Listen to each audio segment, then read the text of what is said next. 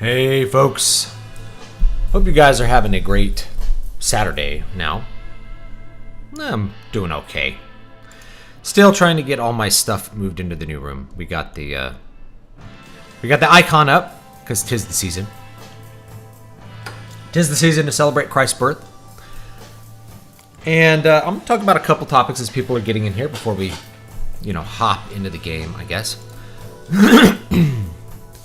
So, first topic I'll talk about, which I've talked about before, which is really just that I don't love the Christmas season.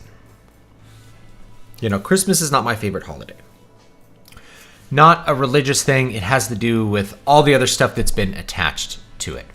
So, right now in the, in the Twitter sphere, there's, a lot of pushing back and forth about Christians are really a pagan, or Christmas is really a pagan holiday, and Christmas is not at all a pagan holiday.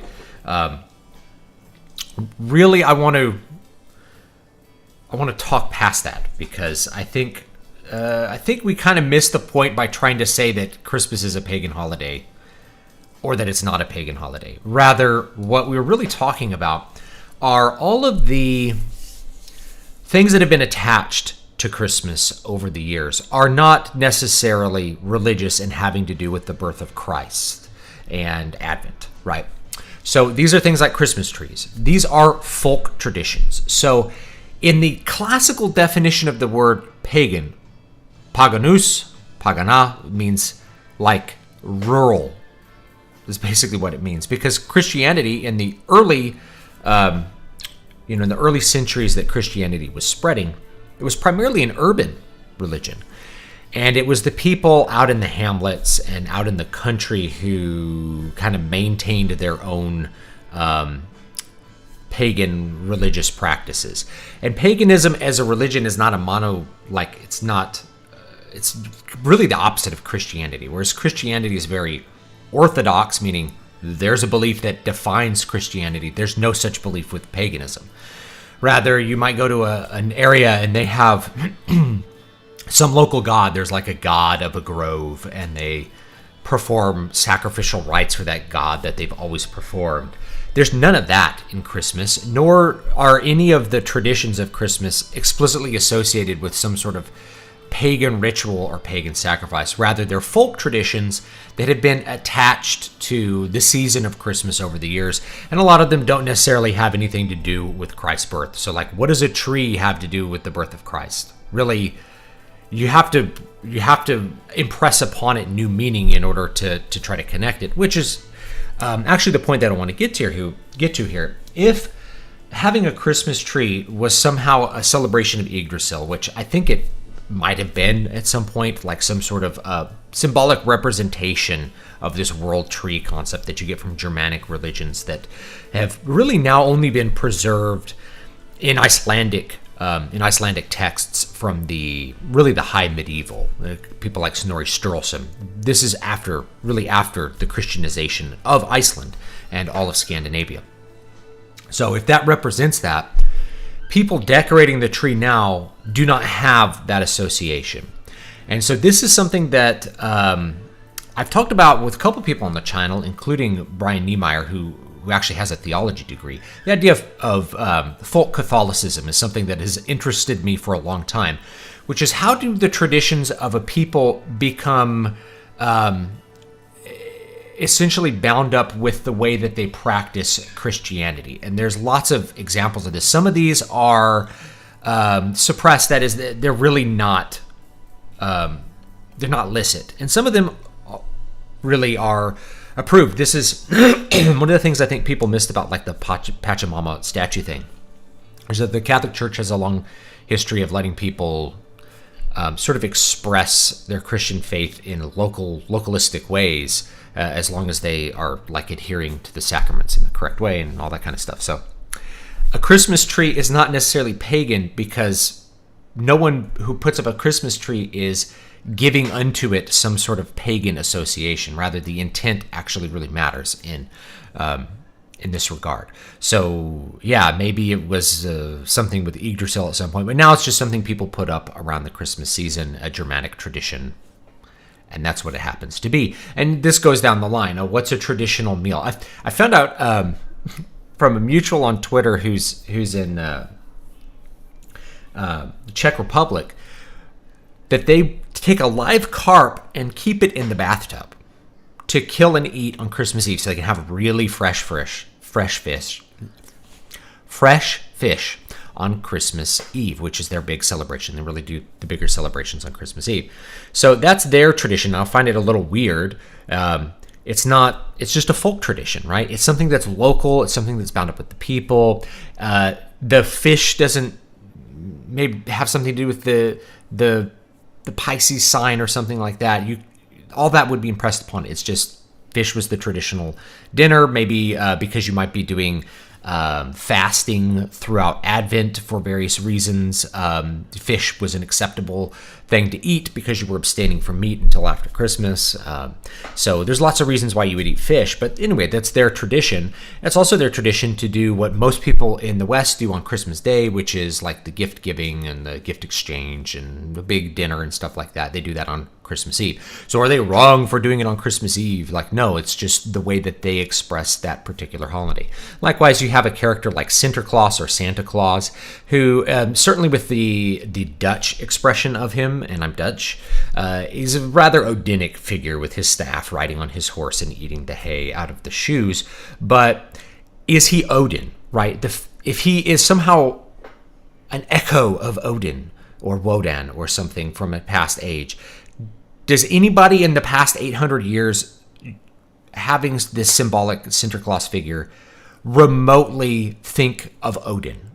The answer is probably no. So is this a pagan, some sort of pagan? Are you actually adhering to a pagan god? The answer is no. It's just a tradition that's become attached to Christmas after the fact. So people are like, oh, well, Christmas is really a pagan holiday. Really, it's probably the other way around, which is Christmas was Christmas, and as pagans converted, they attached whatever their traditions happened to be. They ended up attaching those to the Christmas holiday and abandoning whatever other meaning they had. So it's really not that you took a pagan holiday and then like pasted Christ on it. It's the opposite. You took a Christian holiday and you have just sort of attached different folk traditions on top of it. So the idea that like, oh, Christian is pagan or Christmas is pagan, it's not really true. There's just a variety of folk traditions that are attached to it. And here's the real thing is that if you were to take Christ out of it, that's what the attempt to say, oh, Christmas is pagan. We take Christ out of it, we're not left with pagan ritual. Pagan ritual has been abandoned for hundreds and hundreds of years at this point. 1,000 years, even in Scandinavia, the land of the pagan Vikings, has been Christian for 1,000 years. Right, at least in the urban centers. So it's a long process. Maybe Sweden took the longest and Iceland took the longest. Maybe they weren't really Christian until like the 14th century or something. But like, we're talking hundreds of years people have been Christian and have not held pagan sacrifices. So when you take Christ out of it, you're not left with a pagan set of pagan rituals. You're left with literally nothing, because all those pagan rituals, if they were that, have been attached to a Christian holiday. You can't go backwards and be like, okay, now that we have extracted Christ, the Christ child, from this Saturnalia holiday, we now have a great pagan feast. It's like, no, you don't even know what the pagans, how they ritualized anything. Most of their rituals have been lost. It's not entirely true. Like the Roman rituals have been preserved in a lot of cases. But people think of the myths as being pagan religion. That's not pagan religion at all. Pagan religion is the myths and their attachment to ritual. Ritual is the core of pagan religion. So no.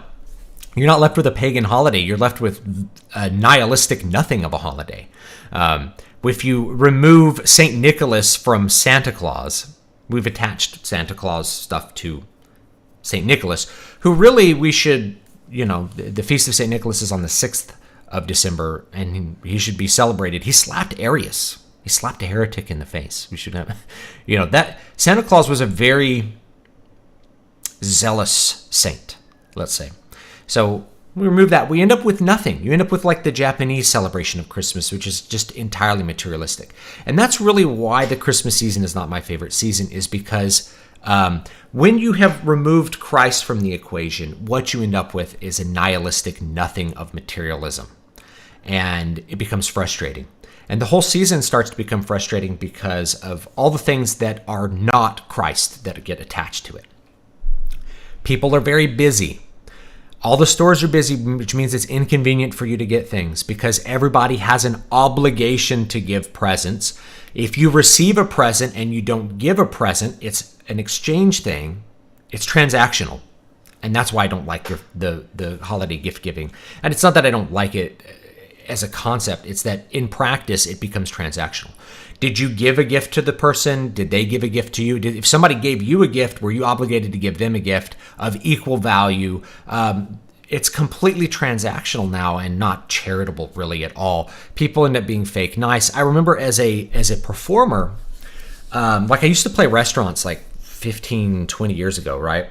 And I'd play classical guitar at these restaurants, and outside of the Christmas season, I always hated the Christmas season. The waiters hated it too. So I'll just share this anecdote.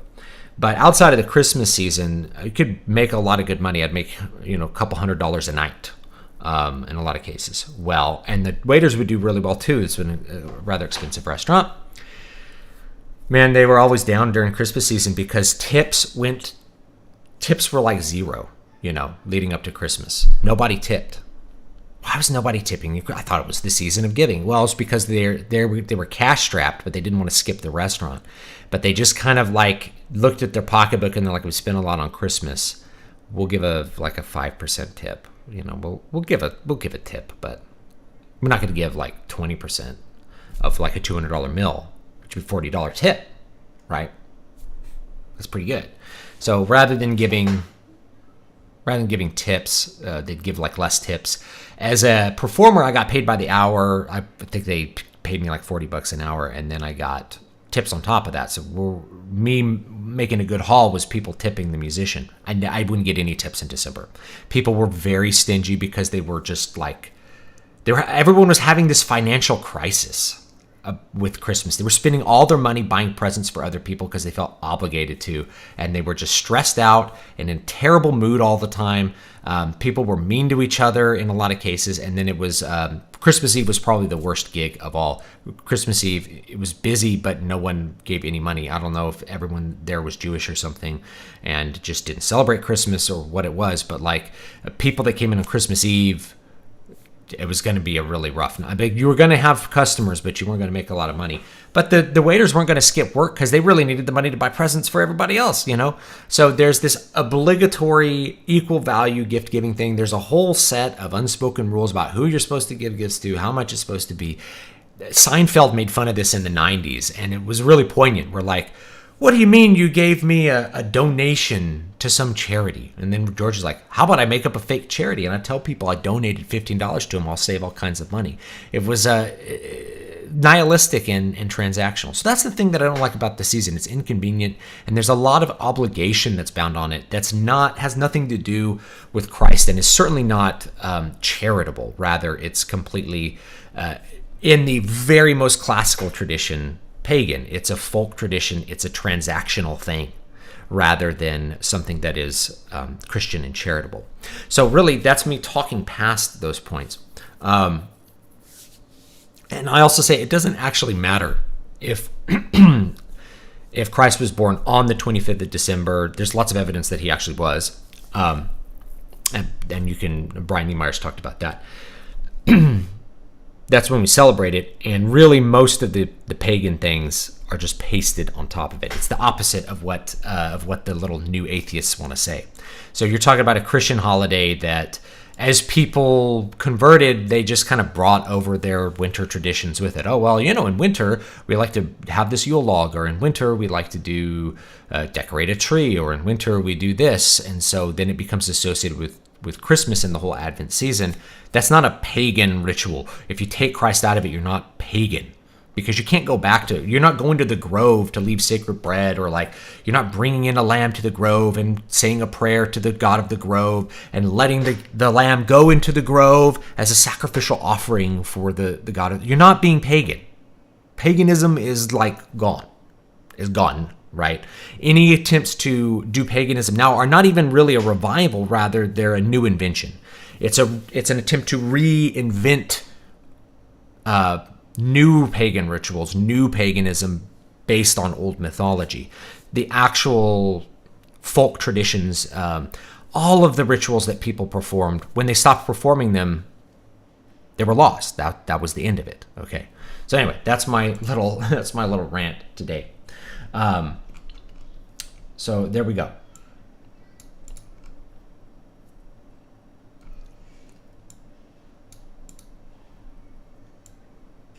All right, I'll do a couple of chat things here. As a Christian, could you explain why so many of your fellow believers have a knee-jerk reaction at the mere mention of fantasy and magic, even in media treating it like Satanism? I don't know why. I don't know what that's about. There's magic in C.S. Lewis. There's magic in Tolkien. There's magic in Lord Dunsany. Like, the idea of the fairy is very old indeed. And there's magic in the Bible.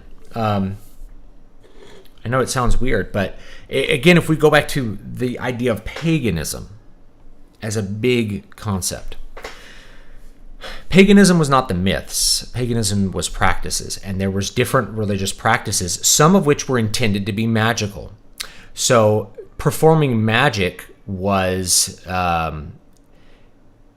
basically trying to compel a supernatural being like a god. And remember, like, gods can be little or big. They're not necessarily all-powerful beings like the god. To do something on your behalf, and you are doing either you're going to force them or you're giving them something. So it's a transactional kind of thing. Magic and sorcery, certainly in the Germanic tradition, had a lot to do with ritual and with sacrifice and with giving something to the gods in exchange for them doing something for you. And in fact, in the early Christianization of Scandinavia, you have guys like Saint Olaf enforcing Christianity on people and actually like killing vulvas and stuff who were performing sorcerous acts to try to stop his fleet from sailing where he wanted it to sail.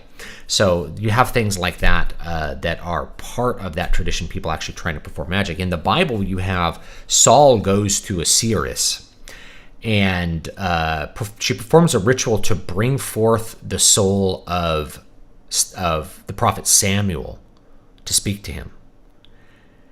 And she's horrified that it works.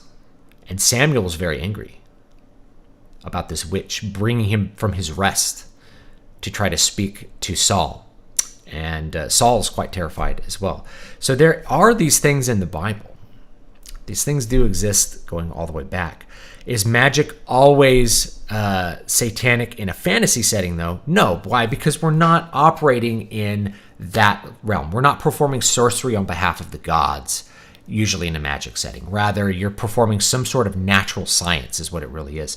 So especially if you're looking at something like Sandersonian, which is, the magic is part of the rules of the universe. There's nothing satanic about that. The person is really just interacting with natural forces. That's not sorcery like you'd get in the Bible, where you're praying to a demon or something and offering something to Samael and getting some sort of benefit from it, right? That's a wholly different thing. And it's the same thing actually with Harry Potter. So in Harry Potter, they're not performing like rituals to demons. They're not doing any of this sorcerous stuff. They are just acting with natural laws. Rather, there's natural laws that we don't know about, which are called magic. They're learning how to operate the natural space. It would be like learning to say a magic spell that has a definitive result. It's like learning to pound with a hammer. You're learning to use a tool. So to me, there's nothing satanic with that. But people have that reaction because, in magic in the Bible, whether it's Jesus warning about sorcerers or something like that, it's a demonic, transactional thing, right? And, Santa Griver says she's enjoyed playing Final Fantasy IV on the last stage. Yeah, that was last stage. It gets a little harder, but I really do enjoy it. Final Fantasy IV is definitely like one of my top favorite soundtracks for the Final Fantasy series as well. I was just thinking the other day, I think my top soundtrack might actually be Final Fantasy 13. It's really good. It's like everything in the kitchen sink, top-notch production. It's really good. It's an excellent soundtrack. Even if you don't like Final Fantasy 13, you can just put on the soundtrack and it's got great music and a huge variety of it. Anyway, so there's that. Yeah. So Hardwick, I hopefully already answered that too. It's like the sorcery and the necromancy and that's really demonic in the Bible, but in the books it's not necessarily that way at all. Gandalf is magical basically because he's an angel, not because he's cavorting with demons. Got to keep that in mind too. But you actually have like the evil witch in Narnia is magical as well. And she does bad things with magic, and she's herself a demon in a sense. So you have bad magic as well that exists too. And Tolkien had said that like the magic of the elves and stuff is really their art. It's not that it's like a sorcerer's thing. Now, this is one thing I like actually about Moorcock. I don't have his books here. One thing I like about Moorcock is that Elric as a sorcerer is actually doing pagan sorceress ritual, and it has very dire consequences upon him in his soul. It's transactional. He's evoking a ritual to make the elementals obey his command and do something for him. He is serving Lord Ariok of the Chaos, in exchange for, he's giving souls to him with the sword, the sword Stormbringer. It's much more pagan in Moorcock, and we get that. I think it's a great flavor into it as well. So, yeah, I think Final Fantasy. Who did that one?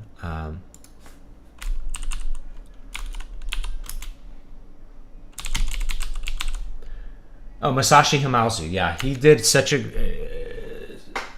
good job. There's so much there. There's like metal tracks. There's like classical music. It's just a monolithic soundtrack. It's so good. Definitely one of my favorites. It's good to just put on. And I liked the game, but I realized like a lot of the aesthetic feel of the game, besides its pretty visuals, was this beautiful soundtrack. I liked the gameplay as well. The story I didn't think was told in an optimal way, but overall I think it still remains a pretty good game. Pretty good game.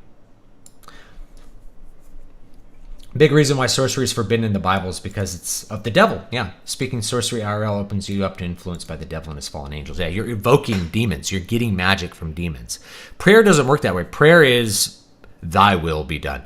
And so God will do something or not based on his plan, and you're expected to submit to that. And maybe he will do that, maybe he won't, but it's non-transactional. It's charitable, right? Whereas working with demons is it's a transactional thing, Yeah, and that's a great point, Aaron. Like the magic of the Pharaoh's men is a thing, right? So the Pharaoh. Let me make sure my controller turns on. There it goes. The Pharaoh has magicians, and he's competing. Like he throws the snake on the ground, or Moses throws the staff on the ground, and it devours the other snakes. Those sorts of things. So it really is like the divine competing with magic, and in every circumstance it shows that the divine, God's law, is higher than whatever magic the Egyptians can bring forth. And during the Christianization of Europe, the view of the old gods, particularly the Scandinavian versions of the old gods, Woden, Thor, Thor being, depending on if you're looking at more like a pan-paganism, Thor and Jupiter would be pretty closely aligned. They're both lightning, sky gods. That these became viewed as demons during the Christianization of Scandinavia. Not just that they weren't real. This is like a modern idea that, the gods weren't real. They were real, but they were bad.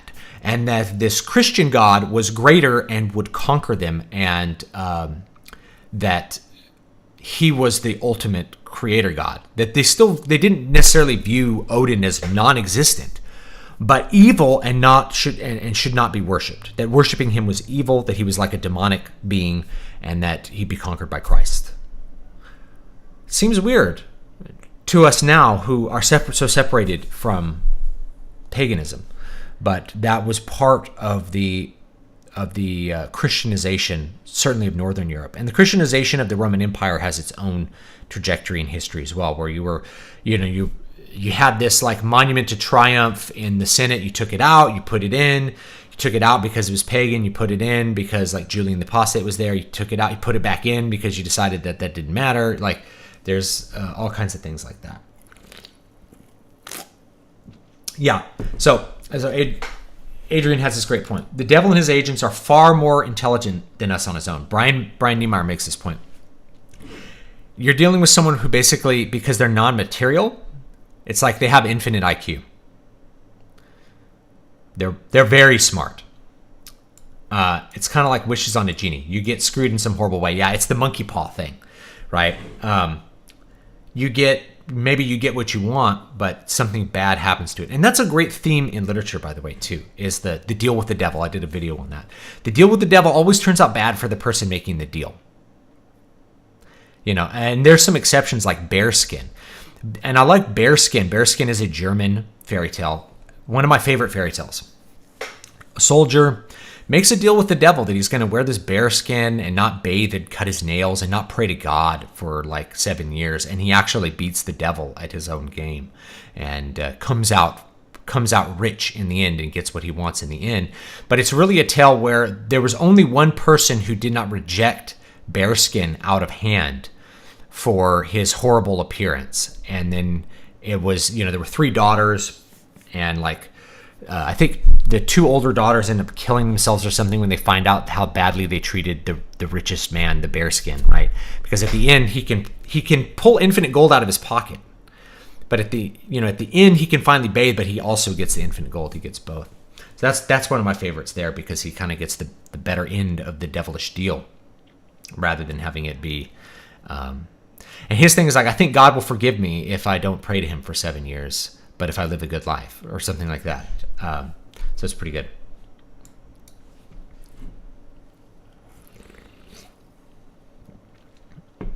I've read an article that argues that Satan has weather powers and that all storm or lightning gods are based directly on him.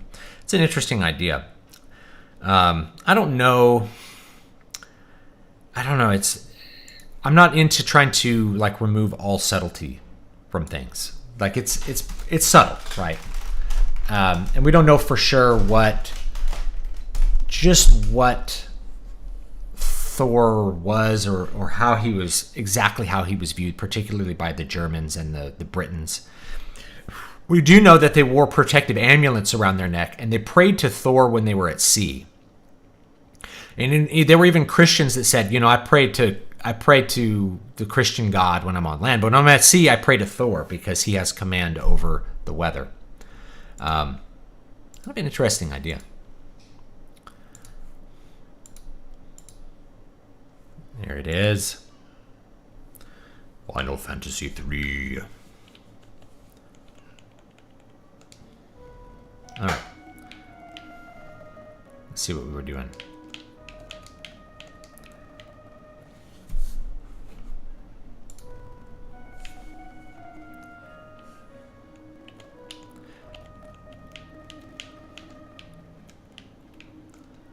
Emergency! Something's coming through the gate.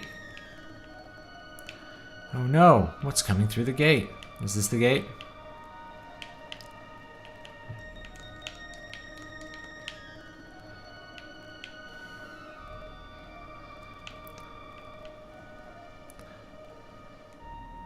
I don't think there's anything over here. Who knows if neutral higher entities exist without which lord it over peoples and places, and they themselves are overtaken by demons. Yeah, we don't know for sure. I think a lot of parts of the Bible certainly seems to acknowledge the existence of these beings, but that they are not they are not the all-powerful, correct God. They're not the correct God to worship. They're not worthy of worship. Strong winds, be careful, Madwin. It's the wolf guy. I think that's the wolf, that might be the wolf sprite from Final Fantasy V. Sometimes you see them reuse some sprites. You're the gatekeeper, Madwin. So I'm supposed to go to the gate. What's this? You can never be sure here.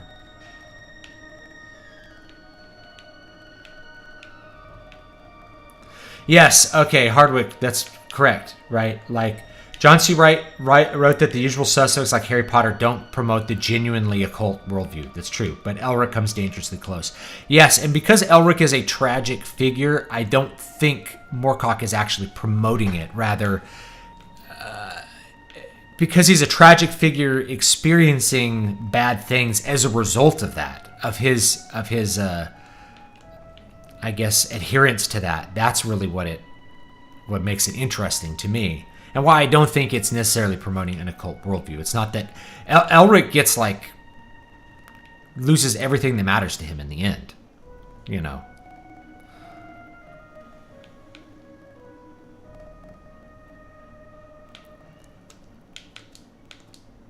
This evening is an ill omen. You okay, Madwin?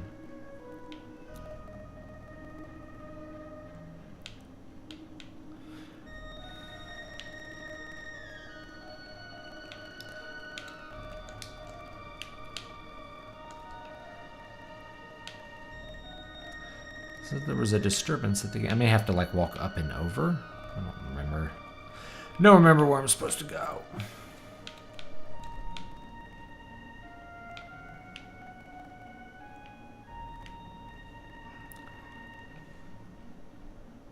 Oh, here we go. Listen well and think clearly. Return together? Leave her here?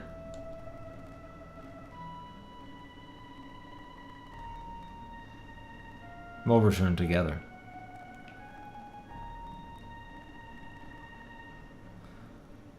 She's pretty weak. Better let her rest for a moment.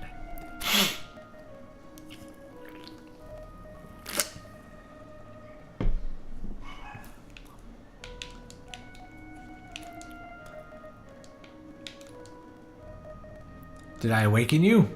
I have let her rest for a moment, 'tis true. You're an Esper? What's that pendant for? It's yours now. It helps protect the Esper world. Esper world? Boy, did I take the low road or what? The Esper folk are pretty upset, you being a human and all. You the one who saved me? I am Madwin. I tired living in the human world. That world is filled with desire, greed, and loathing. It's highly infectious. Are humans and Espers truly so different? So, I'm an example of the evil in this world, huh? No, I mean... I'll return to my world tomorrow. You need a guide. Ooh, what scale of degeneracy on a scale of 1 through 10 would you rate it for? It totally depends on, like, how they express it. If we're talking like the weird... yeah, it totally depends what they do. Like the sex furries, it's pretty bad.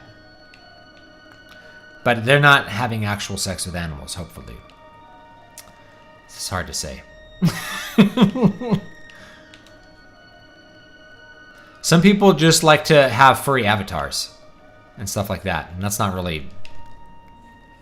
That doesn't really matter. A human girl made it all the way to the gate.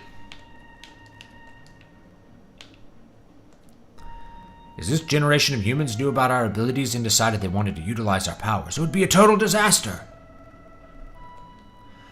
What's wrong, Madwin?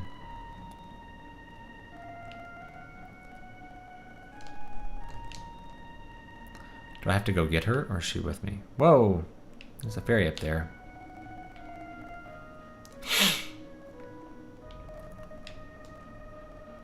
Everyone here's feeling uneasy. The link between worlds has surely weakened over the past 1,000 years. Out of the way, guys. Out of the way.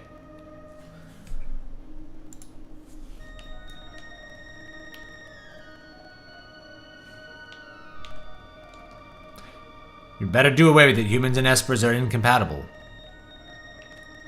The human girl made it all the way to the gate. I guess maybe she's with me, but I can't, like, see it.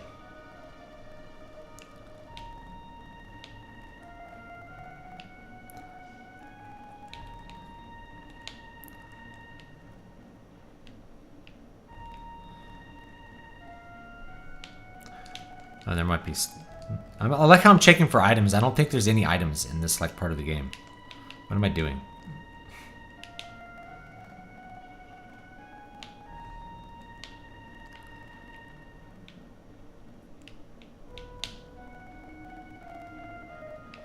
Talk to this fairy over here. I haven't talked to him. Why does this happen now after all these years? I don't know.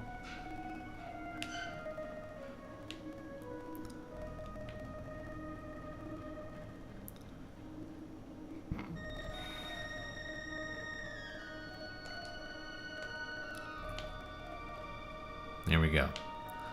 Ooh, this is a pretty cave. There she is. If you don't want to return to your world... Oh, if you don't want to return to your world, you may stay here. But humans and espers can never coexist. Her name's Madonna. How do we know for sure unless we observe for ourselves?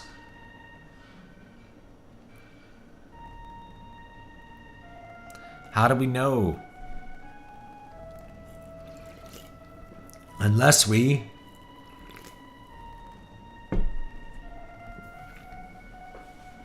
observe for ourselves.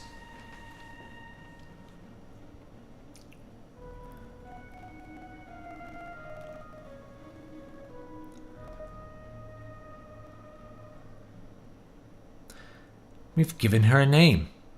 What? It's Lucina. Not bad, huh? Ooh. 2 years later. Humans! The nexus between our worlds has opened again. The wind, so odd, just like 2 years ago.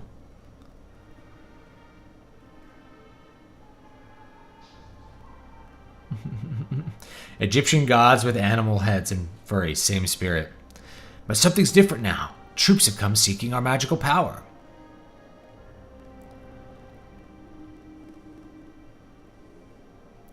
Blast it, they've made it as far as the Elder's house.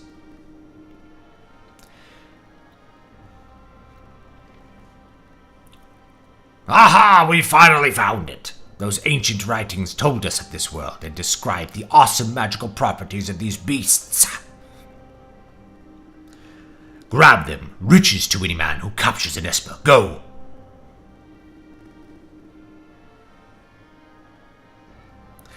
The religious history of Egypt is very long and complicated and interesting. There were several attempts at monotheistic revivals that were successful while a pharaoh was in power, and then the old gods were revived upon his death and things like that. It's interesting. You know, their creation myths start with basically a supreme creator god creating everything. And then somehow that devolves into, you know, very weird pagan ritual, and then like gods describing that they basically created the world with like, you know, I created this through masturbation, things like that. Egyptian mythology, depending on like which period, because you have to think that Egyptian mythology and Egyptian society goes back like 10,000 years. It's very old. Depending on which period you're looking at, it's exceptionally weird. And their rituals involve like spitting on the earth and like all kinds of weird things. Lucina's all right. I guess that's their baby. We've no choice. We must do what we've been avoiding. You mean the magic barrier? Here's the plan. We'll cause a tempest that'll sweep all the nasty creatures out of our realm. Then we'll seal the gate. I'm the last of our kind able to cast this magical seal.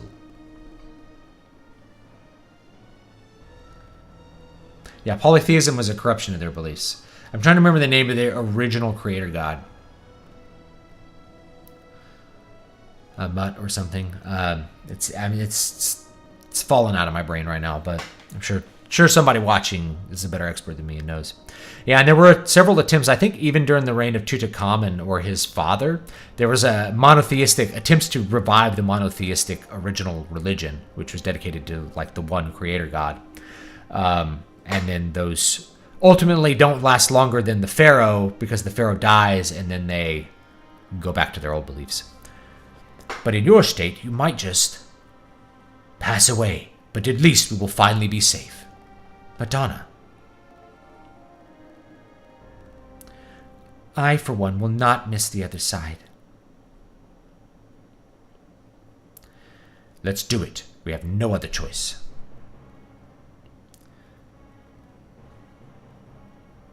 Thor Heyerdahl, the explorer of Kon-Tiki fame, believed that Odin was originally a real human king, possibly descended from one of the lost tribes of Israel. That's an interesting idea, but I don't... Oh, Ptah! That's right. Ptah. Thank you, Brian.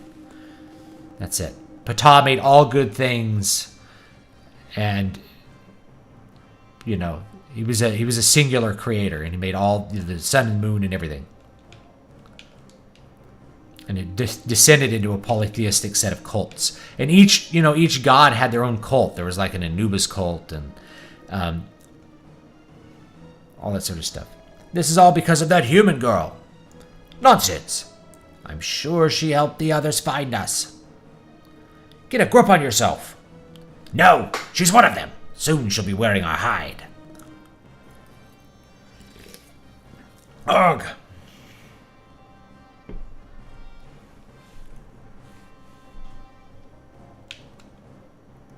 Madonna took Lucina to the gate.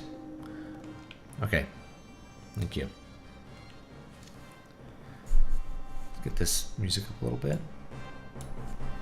Turn it up on my monitor. I had to buy new monitors, not computer monitors, but sound monitors, studio monitors. My other ones, I'd been limping them along for years, and they finally went out because somebody thought it'd be interesting to put a switch that could change which one was left and which one was right, because they came as a pair. And that switch went out, and it was basically I had to rip the switch out and try to solder jumpers, and it came out in mono for some reason. So I'm like, well, these are no good anymore. And I got a transformer bus, so I had to buy new studio monitors. They're really loud. This moving into this space has caused half of my equipment, not half of my equipment, it caused a bunch of equipment to just coincidentally break and cost me more money. Luckily, I'm very blessed, so I can buy replacement equipment when I need to, but Anyway, there's that. Nice and loud, good monitors. Where are you going? Madonna's getting drawn into the next world. Impossible. It's too late. I've already begun casting the barrier. There's no turning back. That fool.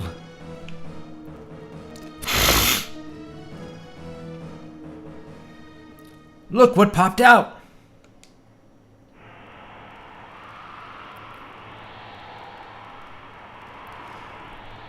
Shriek. Just when we were in reach of a veritable bonanza. A veritable bonanza. It's one of those Woolseyisms. A bonanza. Bonanza!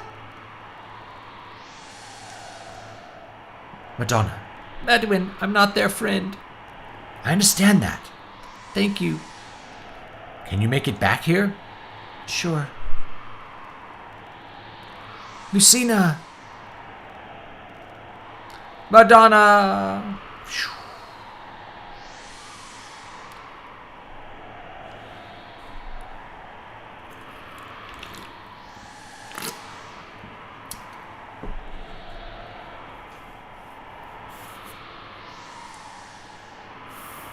Ptah is the sound I make when someone says Last Jedi is better than Return of the Jedi. A human girl? Who is she? I think I've gained appreciation for The Last Jedi as kind of like a Star Wars nightmare. It's just a bizarre, anti-Star Wars fan film that, if you watch it, you're like... It's like some kind of Star Wars nightmare. If you watch it from that perspective, it's probably kind of a fun movie to watch.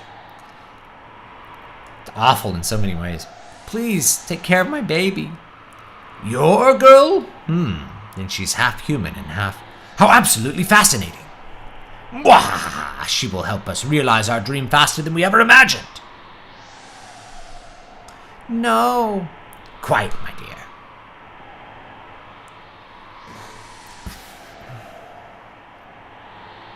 We will own this world. Ha ha ha ha.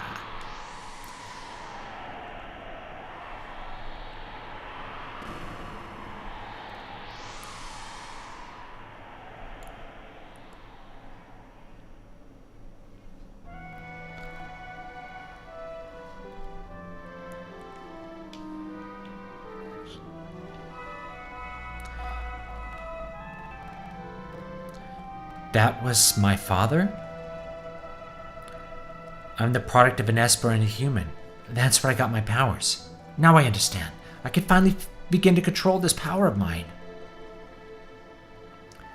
So Gestal must have known the secret of the Esper's power back then.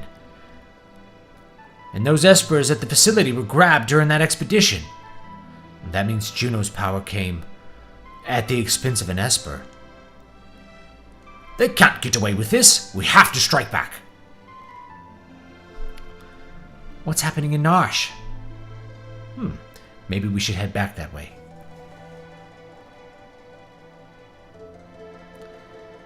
The airship's ready. Come on.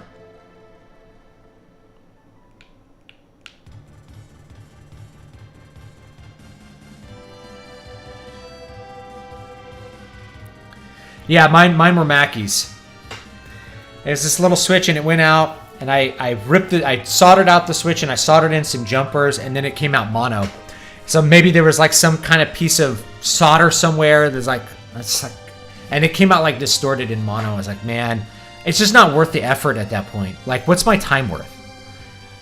You know, if you're paying yourself whatever you want, like $50 an hour. If I spend an hour repairing that, I've dropped $50 of my time into fixing $100 monitors. I should have just bought new ones, so I did.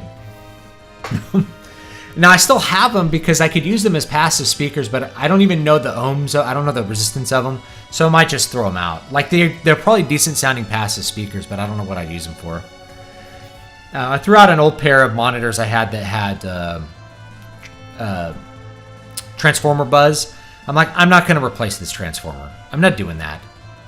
They're going in the trash. You know, no one else is going to do it either. What are your thoughts on Japanese anime and manga overtaking most Western works here in the US? It's inevitable because the West has basically abdicated its storytelling ability. So the Japanese who haven't done that are, of course, going to find popularity in the markets that refuse to tell good stories. It's pretty simple. There's other things that people attach to anime, but I think that's the basic thing. Japan still has lots of stuff that is not good. You know, they're not like a more virtuous society or something like that. It really just comes down to, you know, really just, I'm going to switch the mic position here. Probably, I got a monitor blasting into it. It's probably a little better over here. I think it really just comes down to the fact that they tell stories people want to read, want to watch, especially with manga versus comics. American comics have been in decline for a long time, and they've basically been a non-factor for 20 years. So anything that comes in that gives people stories that they actually want to read, especially the youth don't care about Spider-Man. Spider-Man comics are bought by 40-year-olds. You know, someone who's 18, someone who's 16, they don't care about Spider-Man. But a manga might give them a story that they want to read. And I got a bunch back there. Like, I got all those Berserks and stuff, right? So some of them aren't even open because I haven't gone through and decided to read them all again, you know? So, like, if it gives people a story that they like, then they're going to read it. And they're not even really caring that, like, oh, this is better than American comics. They're not even making that comparison. American comics probably aren't even a thought. They're just like, oh yeah, there's like those superhero comics, but those are probably really lame. Or they might look at one sometime and be like, I don't want to read this. Plus, okay, here's another thing. You can get manga at Barnes & Noble. You can technically get comics at Barnes & Noble, but the people who buy comics go to a comic book shop because of the direct distribution model. And it just makes it like a weird, geeky thing that people have to fight an uphill battle to get it into. If you can just go to Barnes & Noble and be like, oh, where do I start reading Bleach? Oh, Bleach #1. You just buy that. Oh, where do I start reading Berserk? Well, you start with Berserk #1, and you just read that. Yes, Brian's right. Comics are not read by kids. They're read by these adults who've been reading Spider-Man since the 90s. I stopped reading Spider-Man in the 90s because the stories got really stupid, even for me as a kid. Right? Like, the stories were really bad. So I just stopped buying them. I thought comic books were lame when I was 16, and honestly, they were. By 1999, comics were completely gutted and stupid. Forget about the high 90s. They had already descended into just repetitive garbage by then. And then you have the woke garbage of the 2000s through now. There's no reason to read American comics, at least like the big two. Indie comics, yeah, but they're going to be outside of that, outside of like the cape genre. The cape genre really holds American comics back anyway, in my opinion. By all means, take a turn at the wheel. Operating instructions. Left, right, up, down. Press the A button to move forward. Press the X button to go amidships. There you can change your party. Or purchase items. Press the B button to land. Press the A button to take off. Alright. Yes. Press the start button to view the world map. Hold the Y button down and use the control pad to move in all directions. Use the L and R buttons with the control pad for high-speed turns. Alright, this is fun. Let's go down here and see what's up.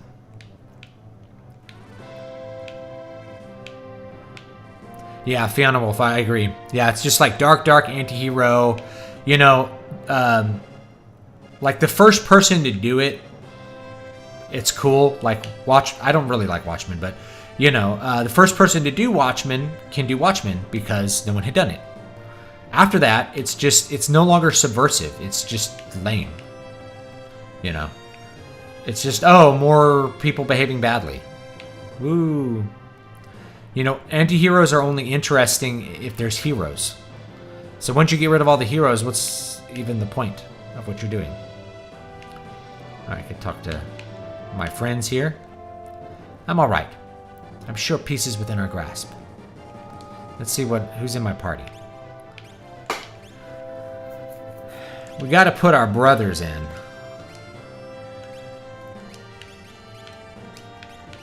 Because they're good. They're super powerful.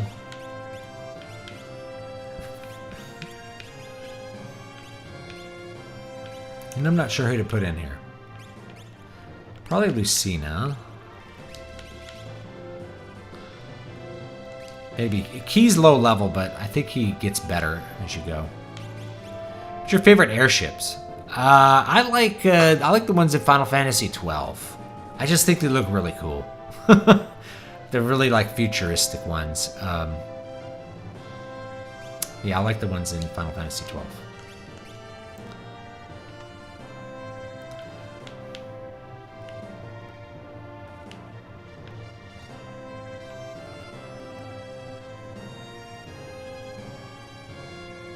If you look at historic genre trends, cape stories should have gone out of style. The fact that they never did indicates cultural morbidity. That's a good point. Go, customers! Oh, that healed me. Let's buy some potions.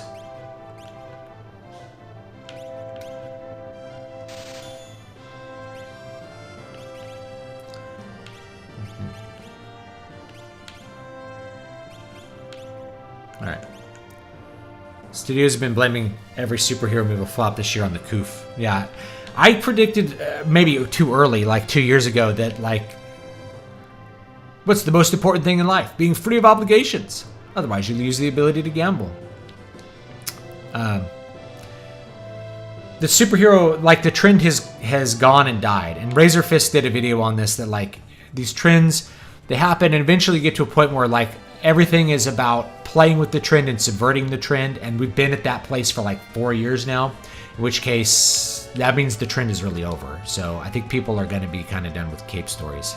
Alright, we're trying to go to Narsh. I don't know where that is.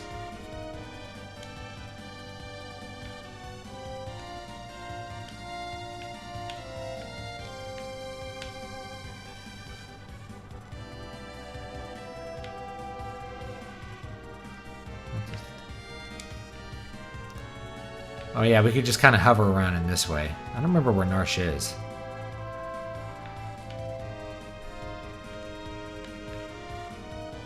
You guys remember where Narsh is? Oh, I can go up and down. This was pretty cool. What town is this? This is Zozo. We don't need to be here. I think Narsh was pretty far away. Yeah, it's the corporate IP death cycle, but like within a trend. Exactly, Brian. Let me just like move this way. Makes it a little easier.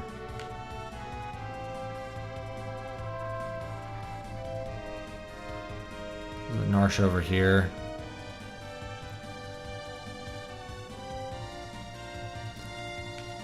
Is this Narsh? Let's find out.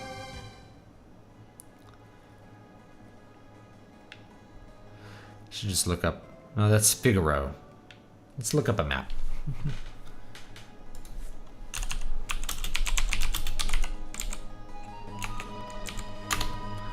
Because I want some location names. This one doesn't have location names. There we go. Bam. Show me this. We're still on like the first world. So it changes a little bit. Let's see here, where's Narsh?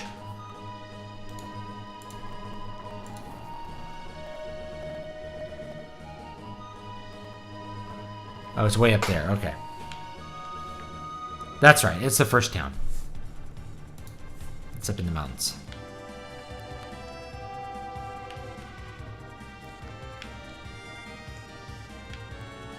Up here somewhere, I think.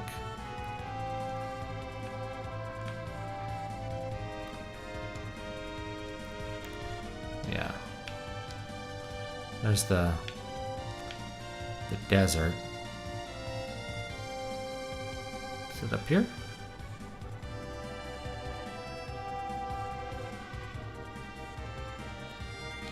No, it should be up here. Right over here? I think there's a white dot for it.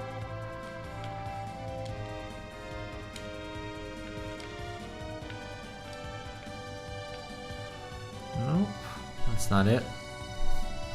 Oh, the entrance doesn't look like a town, then it's right here. Okay, that's it. Thank you.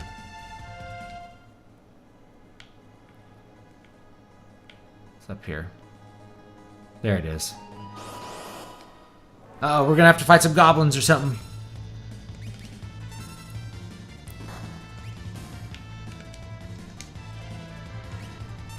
I did that totally wrong.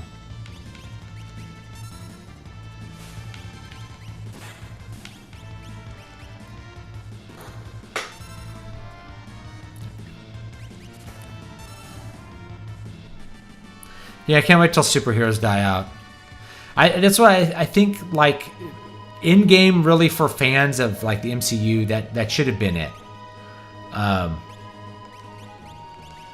Actually, I bet she has nothing equipped either. Let's equip her. There we go. I'm gonna give her some relics here.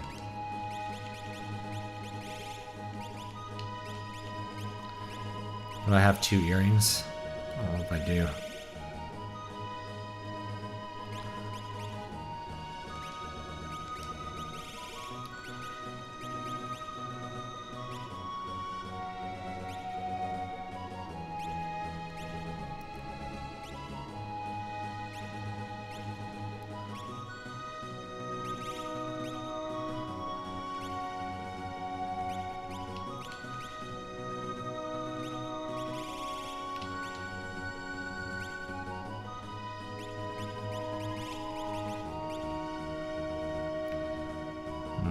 Do that. Kill those evil bunnies.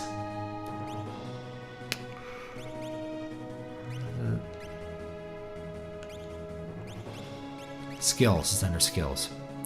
Espers. We can give her reflect.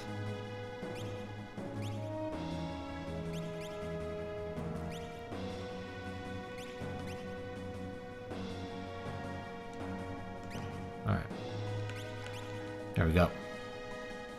Darth Vader was intimidating because he was so cool.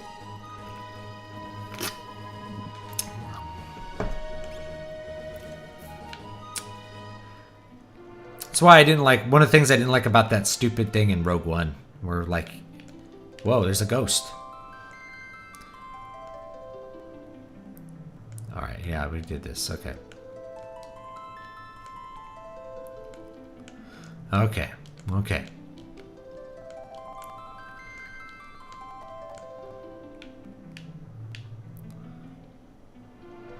Alright, have a good one, Aaron.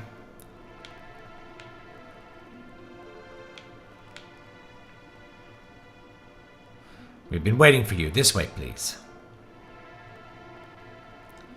Have you ever heard of the YouTuber Nick Rikita? Yes.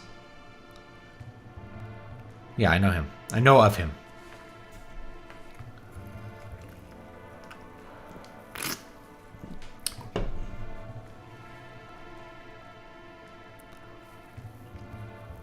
I see. Your plan would combine Narsha's money with Figaro's machinery to storm the Empire. Not enough manpower, though. We have to open the sealed gate. To the Esper world? We'll never beat the Empire without them. When the gate has been opened, the Espers can attack from the east.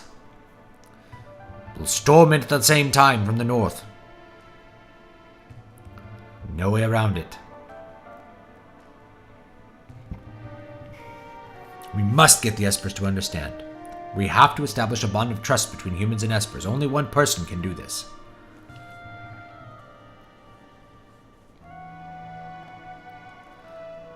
Lucina. Half human, half Esper. My existence is proof that such a bond can exist.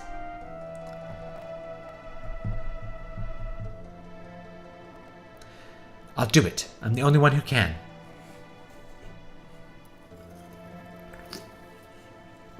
I didn't see No Way Home, and I don't intend to. Get the Espers to understand and we can bring a war to a screeching halt. Lucina, I know you can do it. Our battle lies before us. We must make ourselves ready. The sealed gate stands at the eastern edge of the Empire. There's a base there, but somehow we'll have to slip through. All right.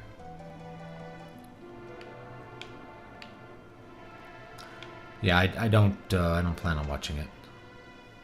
Like, what's the point? I can make a video on it. I guess that would be the point, right? To make a video on it.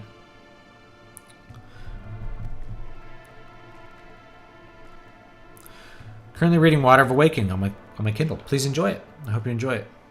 Thanks for reading. I had a lot of fun writing that one.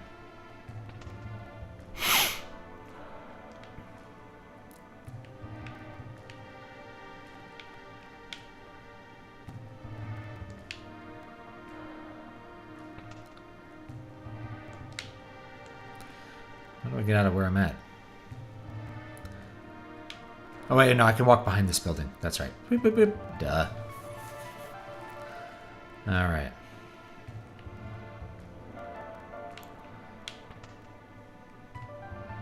I don't think we need any weapons. And none of these are good, so skip it.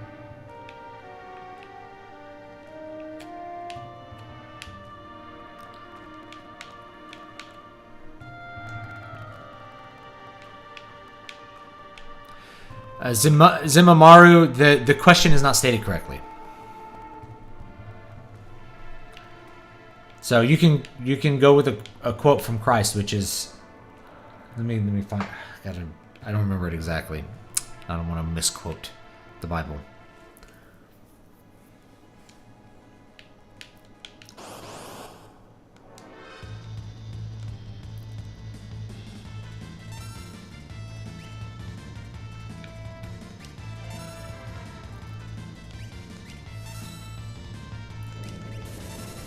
Here we go. Fire dance!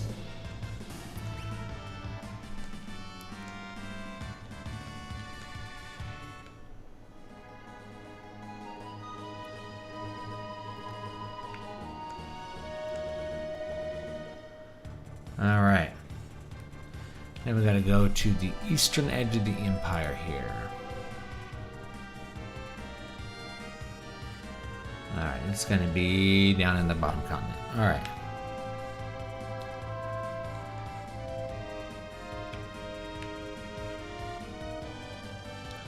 This puppy really goes fast. There it is. I don't think I can land here, so I think we have to go through that camp. Alright.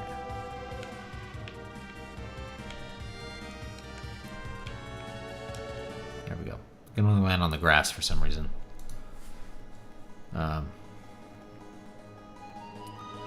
The success of No Way Home is just going to make all future Marvel and DC movies have 15 characters in them each. Well, it might work for a while. Again, like you're on the downward slope. You're just milking it. Like, if we throw every character, maybe more people will see it. You have to get every ounce of milk out of the teat.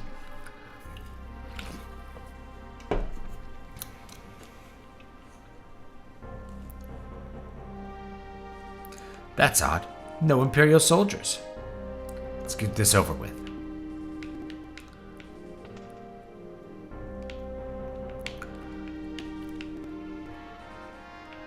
Explore around a little bit. Locked! Locked, but I want the treasure!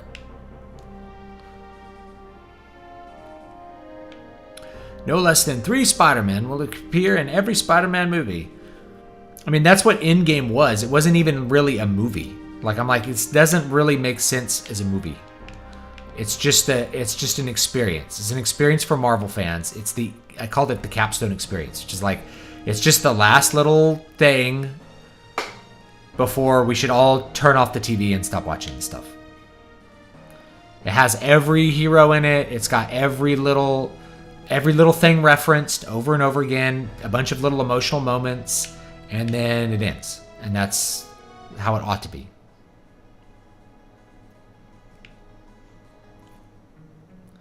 Cave to the sealed gate.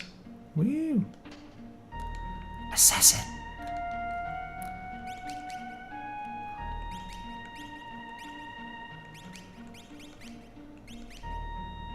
Oh, okay.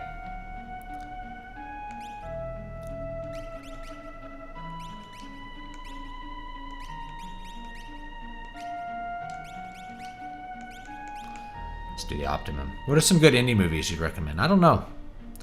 I'm not the best person to ask because I don't watch a lot of movies.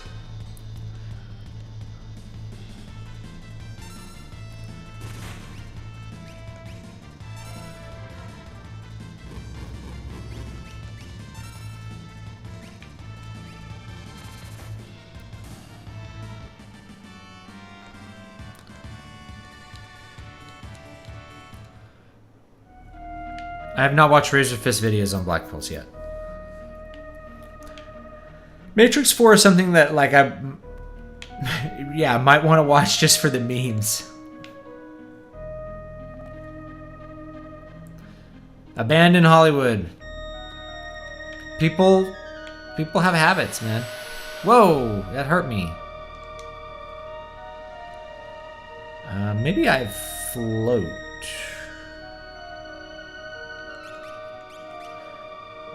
We have one that does float.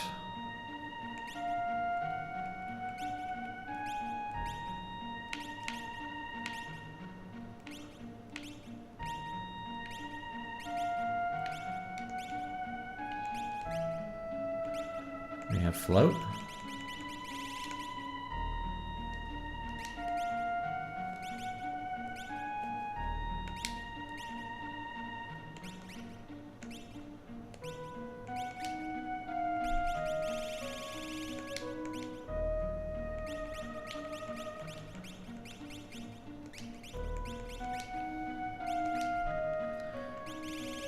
Fire. I don't have float.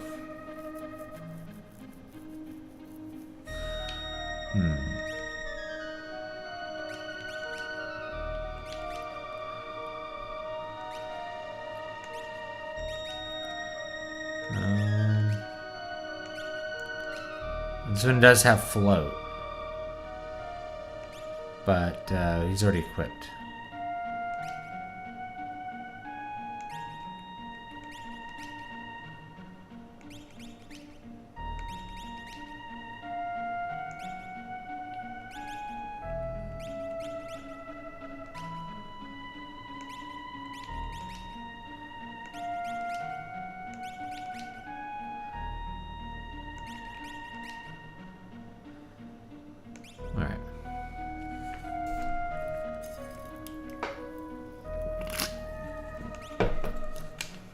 Maybe we just don't know float yet. Cure 2. Espers. Stray. Magic. Wait, who has equip? Who has what? Stray, okay. Ah! Float, okay. There we go. Boom! Thank you for the $5, VCR Repairman, for fixing VCRs. Merry Christmas, good sir. Merry Christmas to you, too. There's lots of things I like about Christmas. I actually have liked Christmas more since I became a dad, because I like doing Christmas stuff with my family, my wife, and my kids. More than I used to. Oh no, a back attack!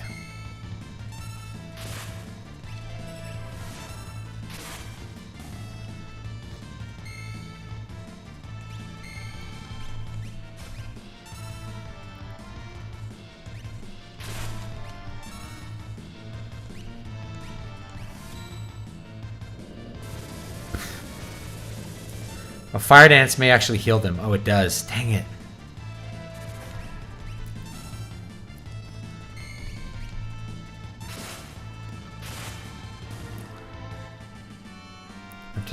He's got like a fire weapon on. We have to take that off.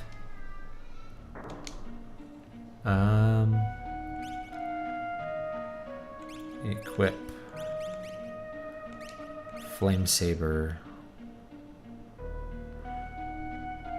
Assassin's pretty good.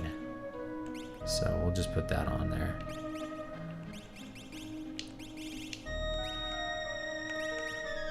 That's good. Alright, that'll be good. Actors only care about money. There's an upcoming Flash movie, apparently. Let's bring back both Ben Affleck and Michael Keaton as Batman, because no one likes Ezra Miller's Flash. I don't remember if there are float shoes or not, but I can cast float. Oh! I did the wrong thing. Did that hurt me? Maybe a little bit. Gotta go down. There it is. And this way. And... nope. It does not, it's not hurting me a lot, so I'm not that worried. Down. Okay. And, oh, I want to get that chest. I think we have to go the different way to get the chest.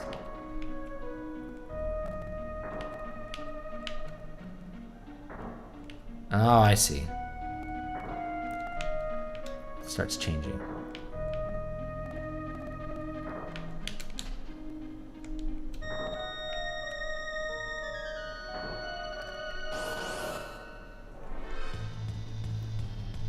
Oh, a zombone! Let's see. Let's go cast life on it. I think that might kill it.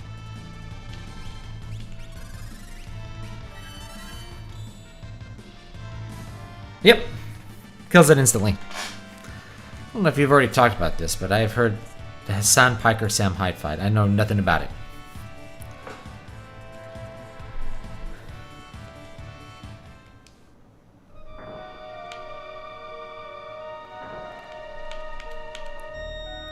Of course they defend Roman Polanski. He's one of theirs. X potion.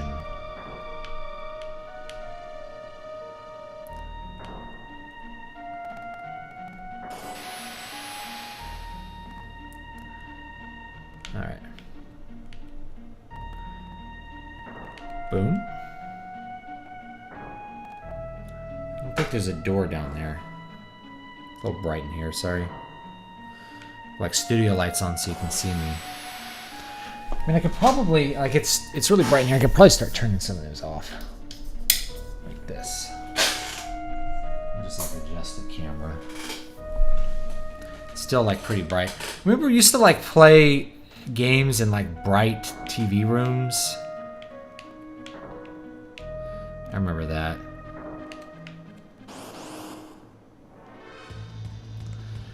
And somehow it was okay.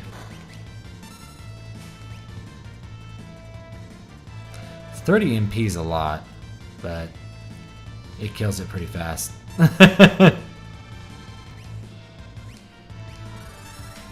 I could probably kill it just with like the blitz stuff, but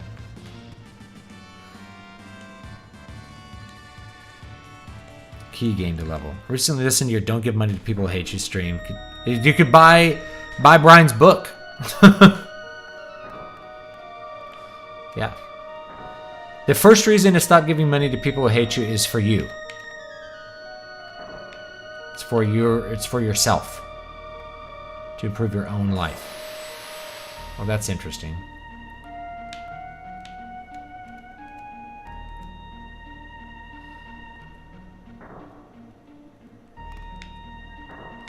There we go.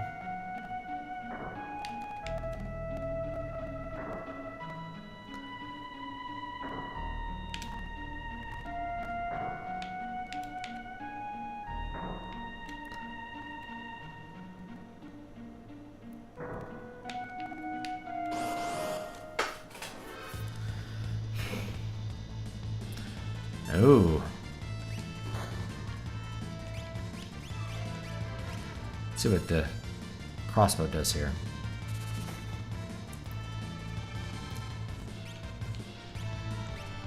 Let's try cure. See what that does. Steal from this imp. Alright, so that heals. Something healed them.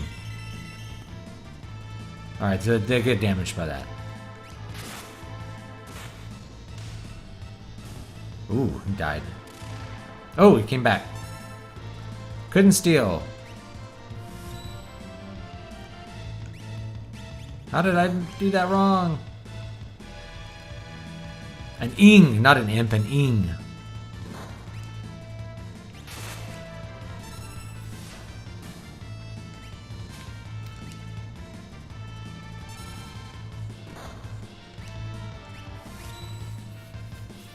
How am I putting this blitz input on?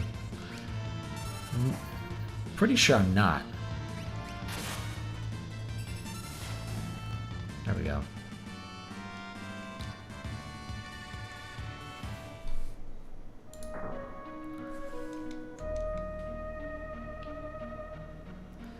Let's do potion.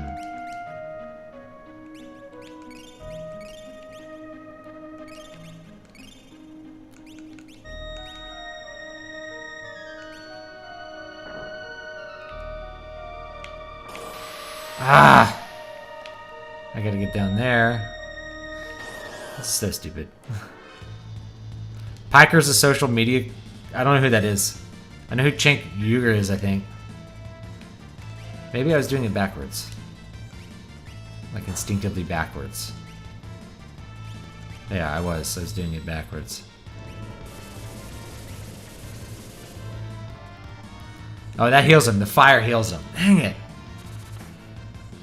That's what heals him, is the fire.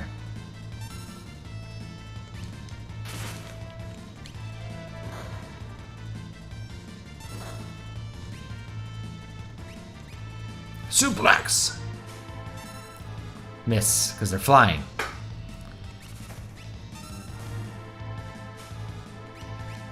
There we go, we got an amulet.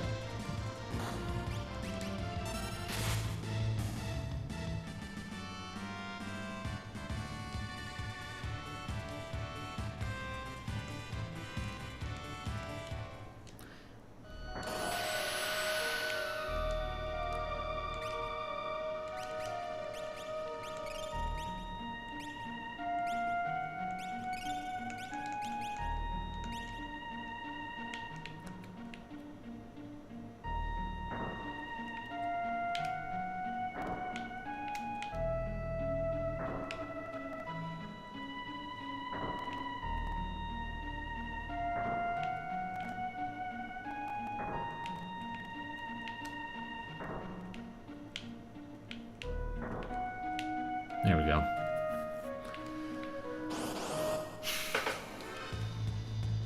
I don't think there's a hidden door. I was just down there.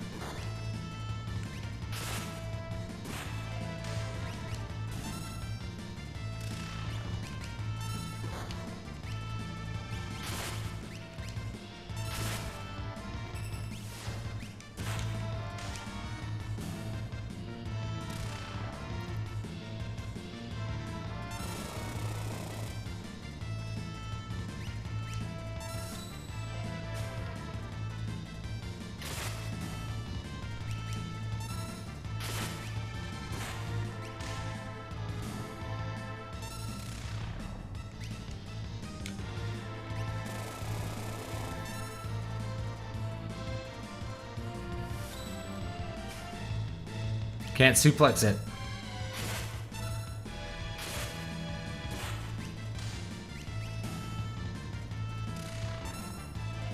He just keeps coming back. Might have to use like life magic to just kill these guys. Or kill them a few times, I guess.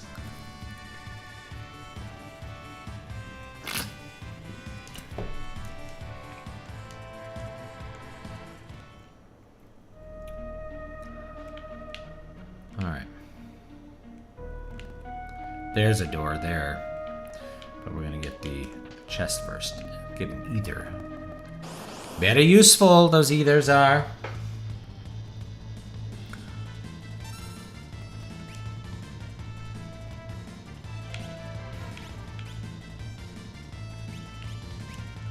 Let's try the noise blaster. Whoa! They're attacking each other for a minute here.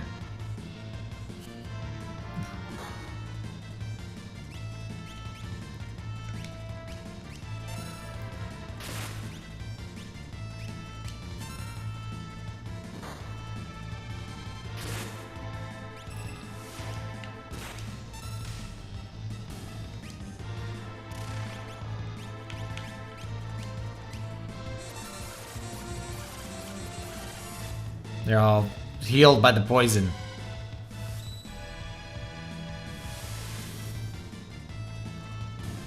Alright, Arbolt does them good. I can morph, apparently. Let's try that out. I don't remember what this does. We'll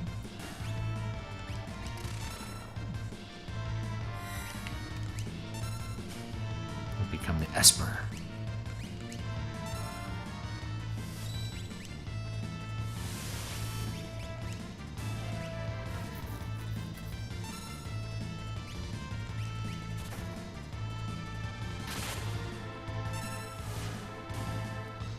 There we go. I don't know who Piker is. So I don't know anything about this. And, you know, social media mostly exists for morale purposes. Like, debates don't really settle anything. So there's really not a lot of point to them. Unless you're both very close on issues. Like...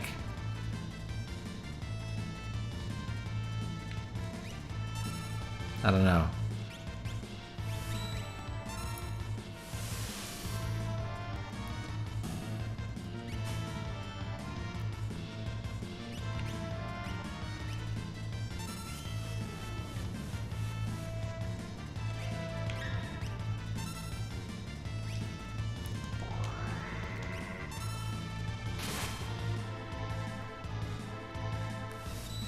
Nice suplex. I would really like to suplex those dinosaur bones, but I don't think I can.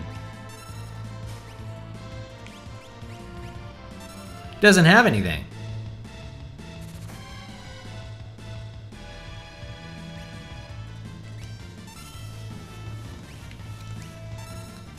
Oh, he's dead.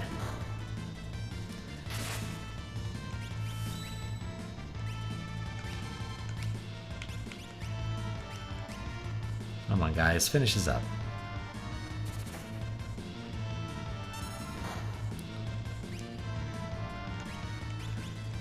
Fine. We'll just do it this way.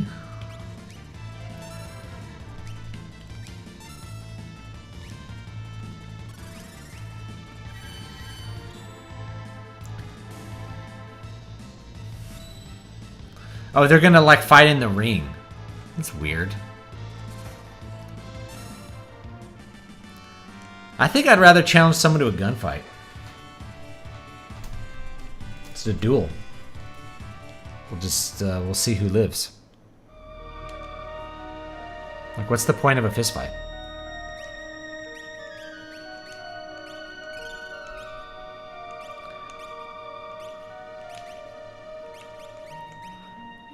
Like, it doesn't settle anything. I guess it's like a modern duel, but, you know, nobody dies. So if I hate someone that much, like... Pistols at Dawn.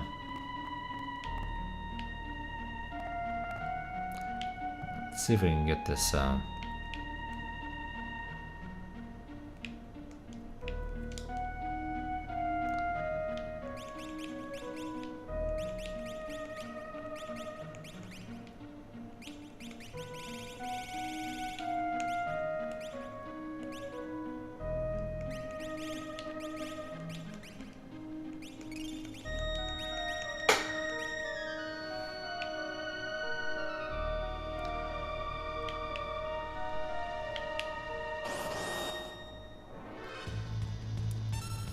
How long till there's a pregnant man version on here? I thought there was. I thought they already did that.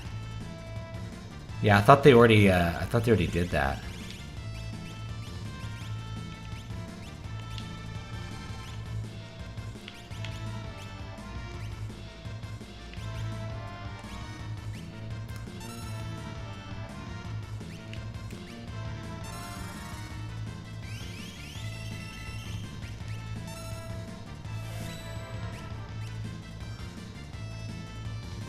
Yeah, I thought they did that. Not all duels were lethal, though. That's true. You're right.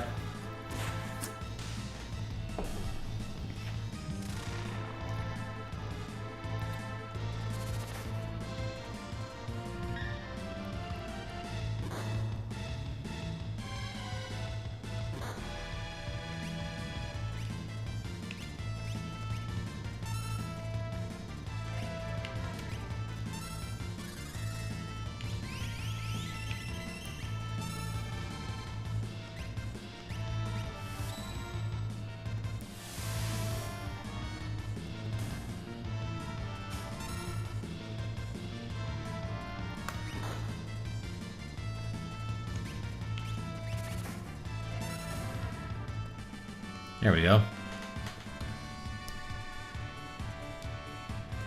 Yeah, so I'll quote Robert E. Howard. Civilization allows people to be rude because there's no risk of having their skull split open. You know? It's like you can be as insulting as you want in our little civilization because there's no risk, there's no consequence to your words. There's no risk that someone's going to split your head open.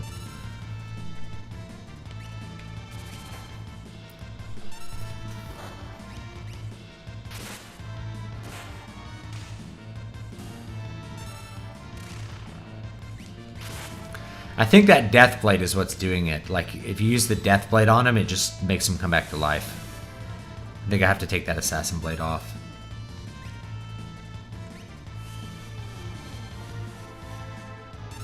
I killed him.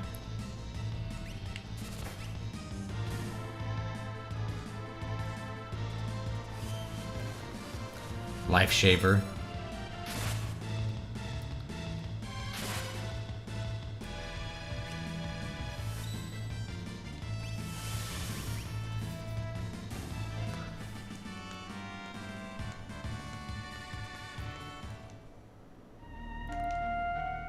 Yeah, insta-kill resurrects the dead, so that's the problem there. I got that figured out.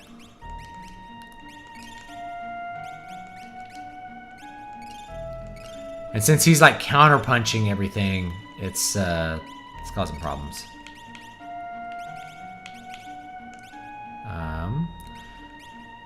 Let's try it. Oh yeah. Let's go. Yeah, you're gonna have to take off that assassin blade. Put something else on. Do full moon. Actually, what does Chad have? He has the thunder blade. Let's put on something else. What's the next best thing? Epee. All right. Give him the thunder blade. There we go. That should take care of that. Assassin, very good dagger, but not against the undead, apparently.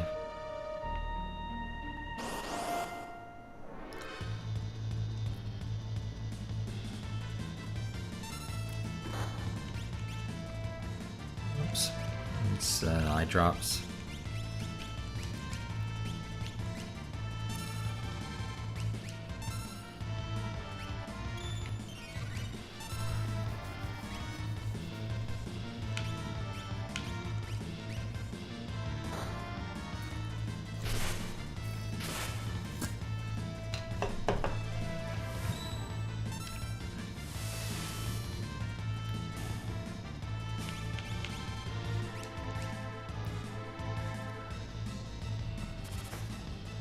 Auto crossbow hits him.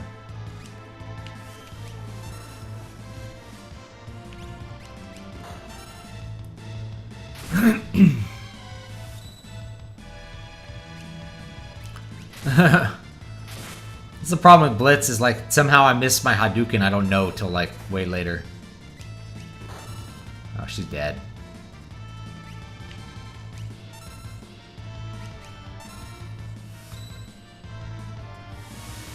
You got banned for Twitter for using... Oh, from Twitch, from using Cracker. I'm not going to complain anytime something bad happens to my enemies.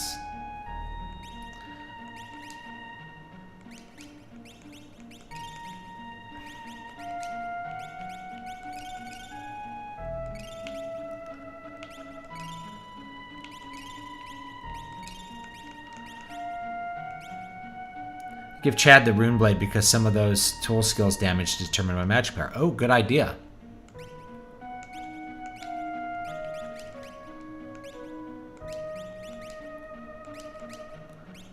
The Rune Edge. It's... really drops his... I'm not sure how much of them are based on battle power, though, and we'll try it out. I don't know if... Yeah. I heard from an inmate prison time was the most polite in his life because impoliteness had serious consequences. I've heard things like that too. I got a friend who's a prison guard.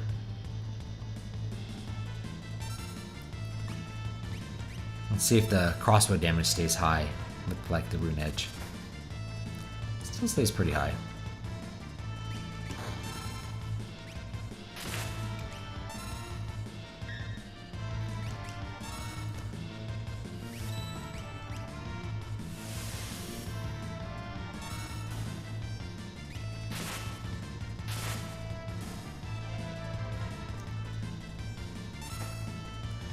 Not the Rune Blade, but there's a sword that raises magic power, which could be useful for chat. Okay.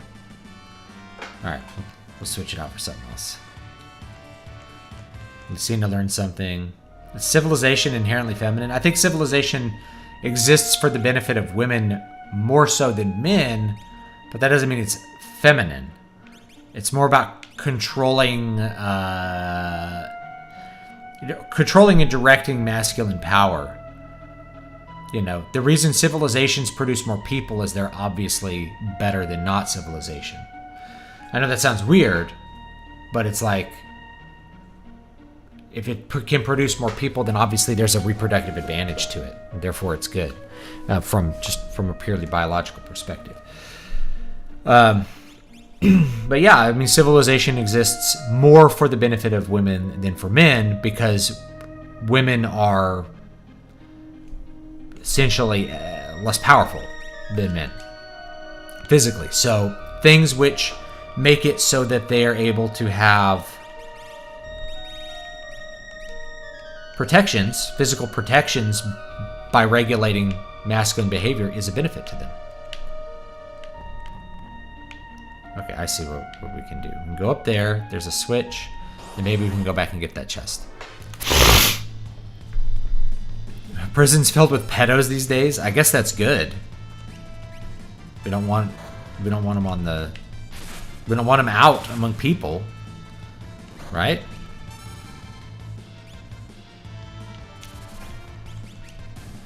Any magic here? Oh, I do have magic. We'll just fight though.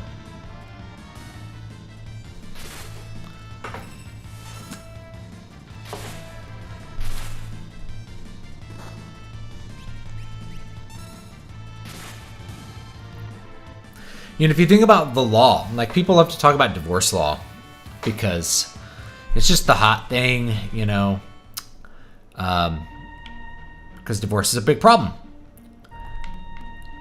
Divorce law does exist for the benefit of women, primarily, because they're the ones who are most vulnerable if a marriage ends, you know, traditionally. Say pre-birth control.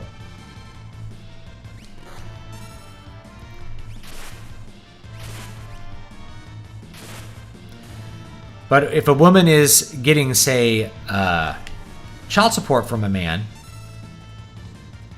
who's going and getting the child support? Another man, right? So the whole point of law is to, use the force of men in a regular manner. Who goes and gets the child support? Another man. So when a woman says, I don't need no man, it's not true.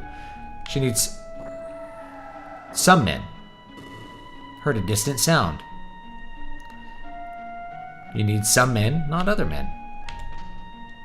Genji glove. Now, I think this is a different Genji glove. Because he already has a Genji glove. But I think there's a different... I think this one is different. Equip each hand with a weapon. I don't remember if this one's different or not.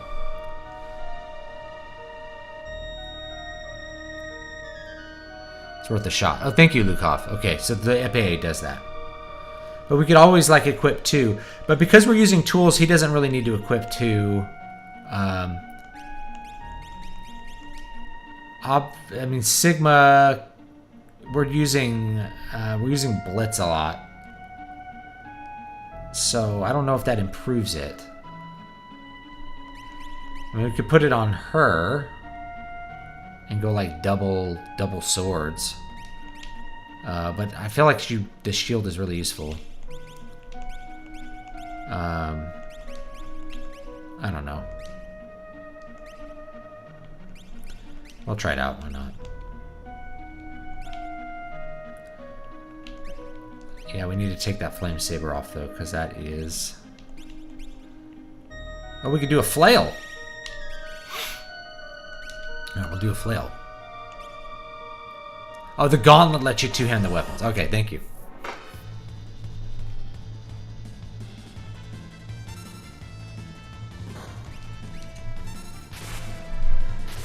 I think civilization's more than technology. It's about how people organize themselves. Or are organized, I guess.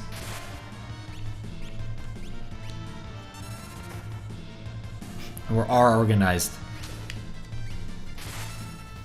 Yeah, that is pretty hard. That's probably a good one for her. The flail.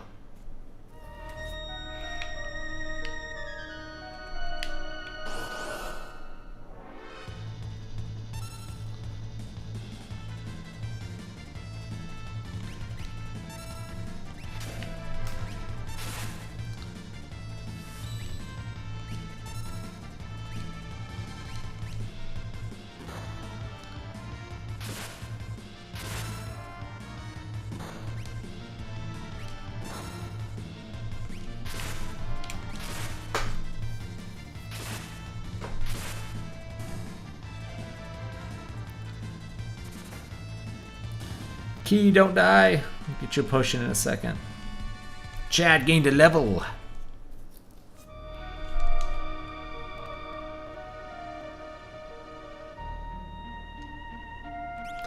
If you look at mythologically, I don't think male and female are necessarily chaos order. Though sometimes you can get this idea of a more feminine chaos being overcome by a male order, like with Mesopotamian gods. That's definitely a thing that is there. But in a more basic sexual sense, particularly with classical mythology, the male is the male and really representative of male sexual energy is the primary creative force, and the female as the receptive creative force is not enacting change. So I could totally see that, you could see that the female represents chaos and the male brings order to the chaos. But if you look at, say, classical mythology, the firmament literally has sex with Gaia, with the earth. and produces the titans, right? So generally speaking, did the firmament bring order to the chaotic earth? It's like, not really. It's more just that's the initiating force. And it was Gaia that arose out of chaos, so maybe she's more aligned with chaos, but I don't think it's like it's a firm division. Whoa! Bad guys. A ninja.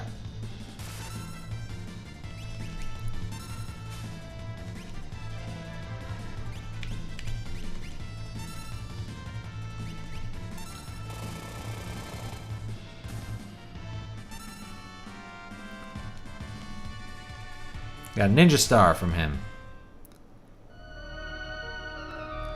Nuts! I thought I had the monopoly on this stuff buried in the plaza beneath the grand stairway.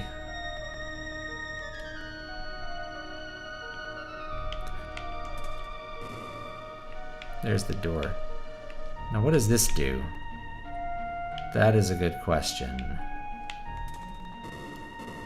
Alright, which way do we go? Let's check this one first. Alright, cool. This has a treasure and a save point. Use a tent.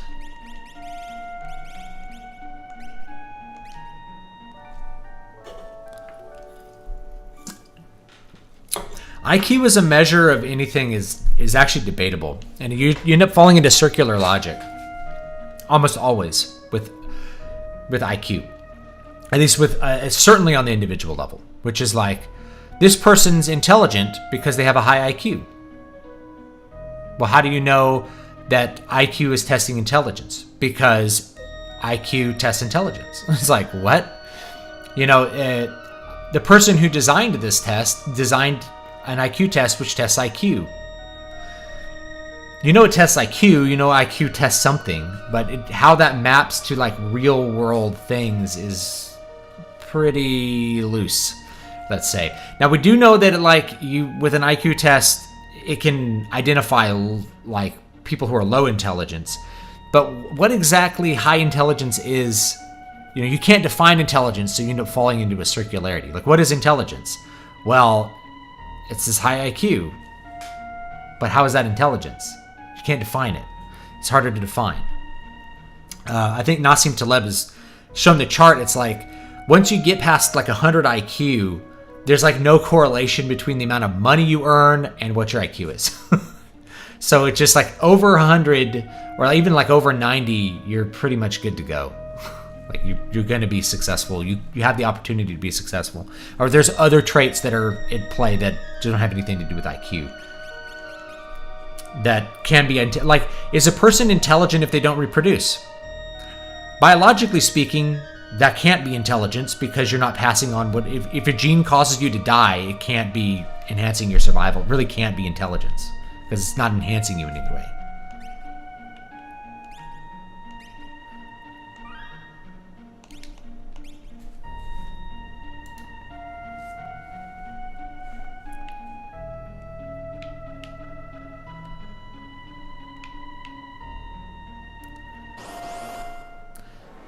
Or they say something like, well, doctors need to have a high IQ. That's why we have these approximate tests that do IQ. It's like you're actually engaging in a kind of circular reasoning there.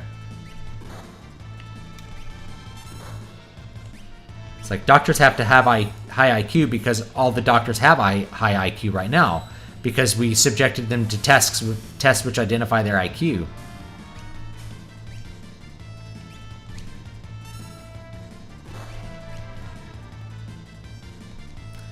Like you're doing all the association after you've put things through a gate.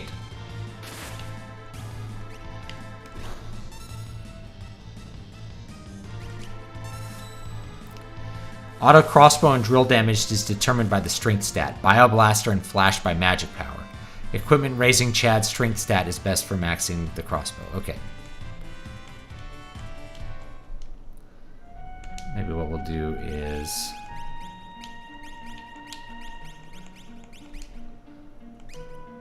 Oh, that's right. You know what we could do is just equip the flame saber here. And then we're not going to use it. Like, we're not going to ever attack with it, so it's fine. How can mirrors be real if our eyes aren't real? What? What are magnets? How do they work?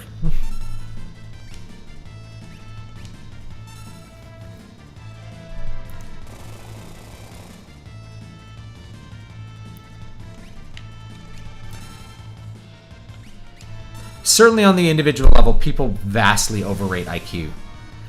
Everybody that I've known who cared about their IQ was a complete and utter loser. Like, no accomplishments in life besides having a score on a test that they thought made them special. You know, they're like, I'm super smart. It's like, how many books have you published? I've never even finished one. I've never even tried to write one. I spend all day playing Xbox. It's like, how is that smart? I'm $75,000 in debt. You're not smart if you're 75. You're stupid as stupid does. I guess Forrest Gump had it right.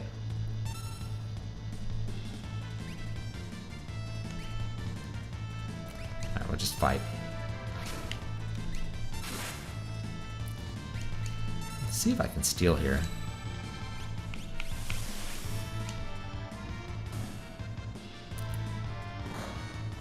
Ouch.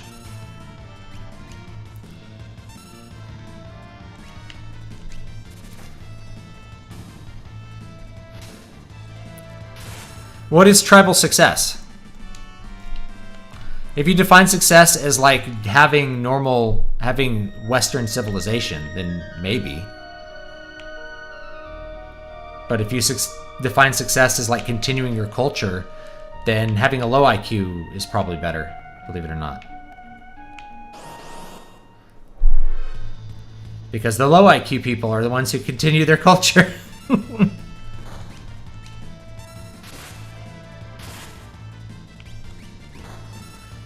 You know, the Amazon tribesmen with their 80 IQs have continued their culture forever. It just depends how you want to define success.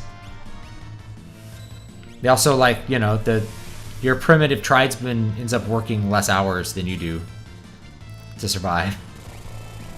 And has more sex. You know, so who's the really successful one? You can look at it from a lot of different perspectives. It's not always like completely clear cut and dry. What is that? I'm curious what that is.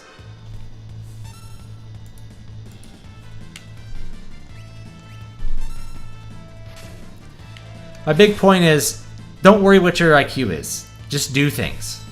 Like, just do things and affect the world. Every man wants to affect the world. That's what I believe. Like, every man wants to do things which matter in the world. What you do that matters in the world varies. Yeah, exactly. What is success? Survival of accomplishment. Accomplishment according to who? According to God?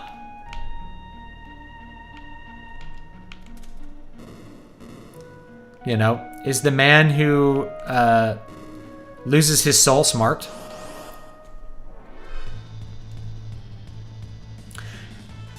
I don't think you can easily separate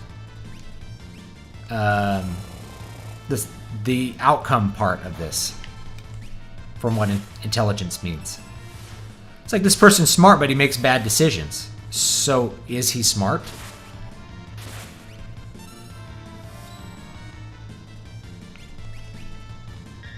Oh, why did I do that?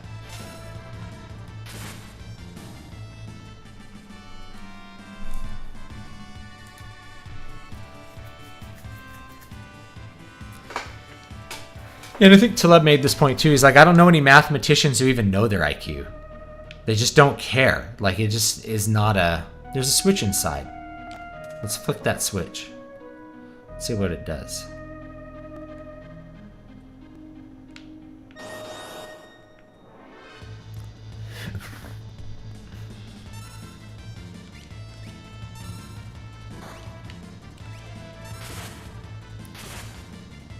Like, things are either right or wrong in math, so...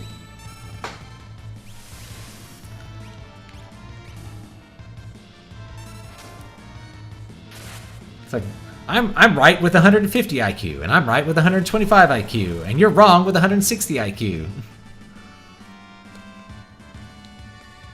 I call it the intelligence fallacy, which is believing people are correct on something because they're smart.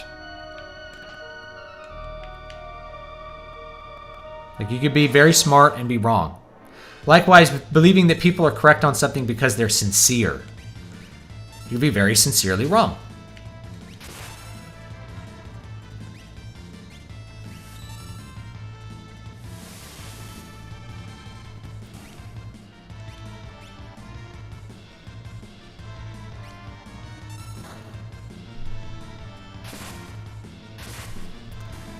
You know the right decisions and do the wrong thing for all sorts of reasons, true.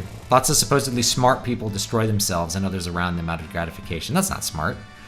Tyrone Johnson, with his 63 children by nearly as many women, unable to pay any child support, is the greatest genius of us all.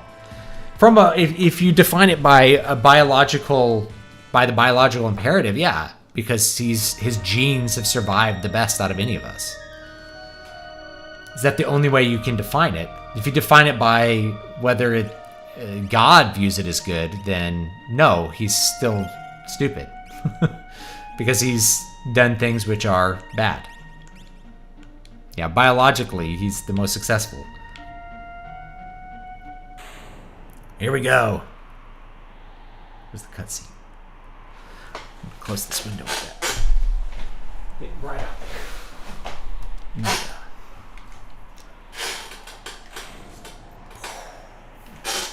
This is the sealed gate.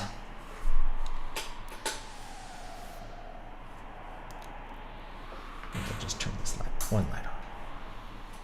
There we go. Beyond is the Esper world. From here on, it's all up to Lucina. We're counting on you, Lucina.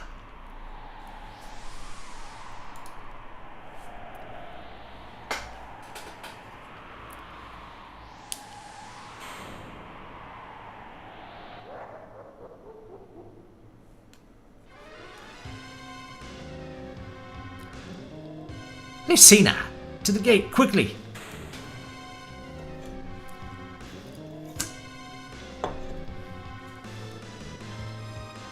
Kafka, you followed us. The Emperor was right. Let Lucina fall into your hands and you'd open the gate for us. How does it feel to know you've been working for us? Now I fear you've outlived your usefulness.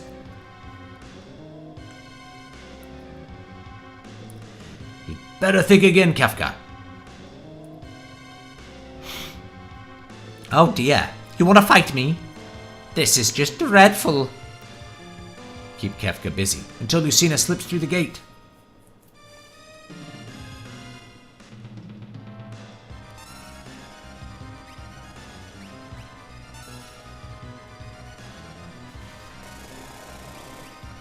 See if we could steal from him. Look, the door's opening. Mick Jagger has perpetuated his culture and words as well as fostering children all over the world over decades. Truly, he has shaped the future. He has. I can't argue with that. I mean, he definitely has. Espers, please heed my call. I would say the better man is the one who, instead of having 40 children, leads 40 people to Christ. That's a saintly existence. It opened! Lucina! I feel so anxious. Something's coming. Whoa! Did you see those sprites? They were nice sprites. Frightful energy!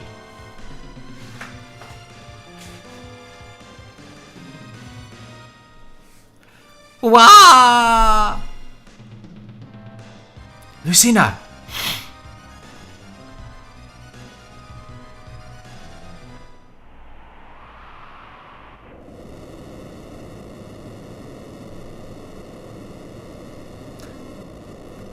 Hey, the gate!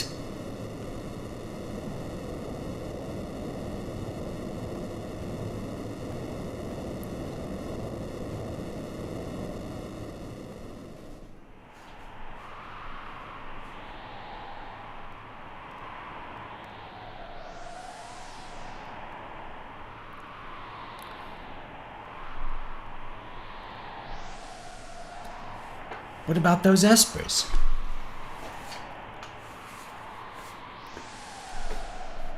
Look, let's return to the airship.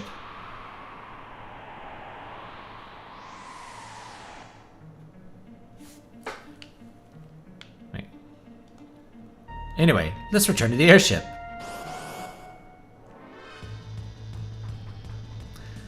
I could probably use like a teleport to like get me out of here, right?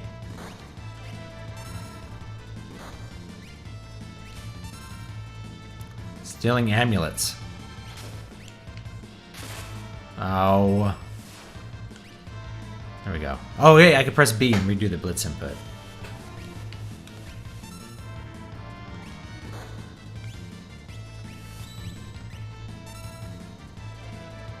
I still did it wrong.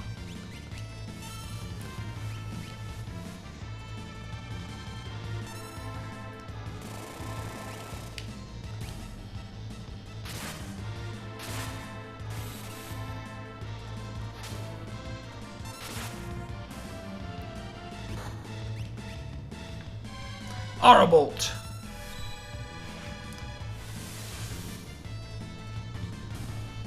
Yeah, there's great music in this game.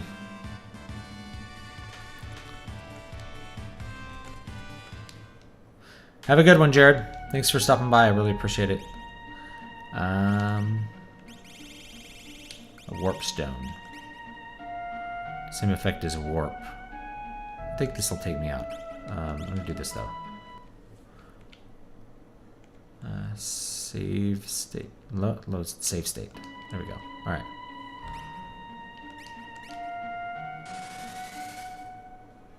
Yeah, this should just go ahead and take me out. There you go. That's a little faster.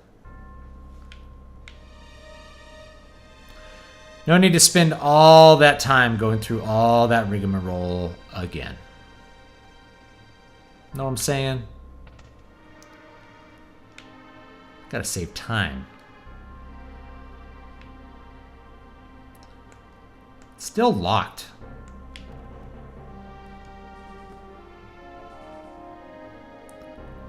Alright, it's about time to stop the stream anyway. We got through a good portion. What happened? The espers flew off together. Then the Empire citizens ran off as though they were terrified. Which way did the espers go? Towards the capital. Vector.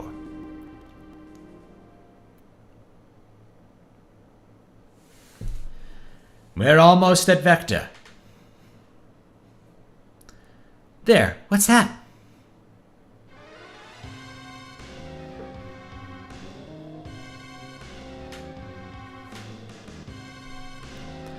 What's wrong, Lucina? I can feel it. It's coming closer and closer. What do you mean you can feel it? It was glowing. What's that? It can't be. An esper. It's coming. Watch out, Lucina. What was that? Elric, get down.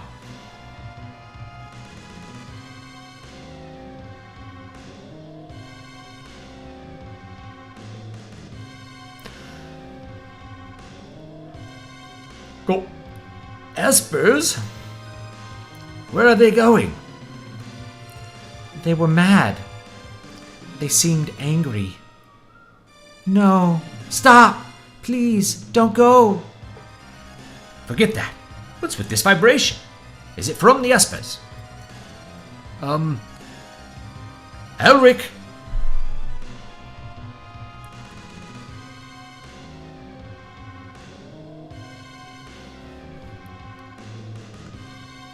I've lost control.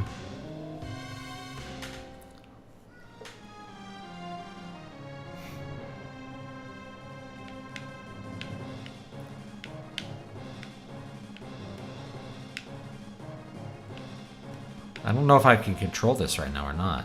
I'm trying. I don't think I can.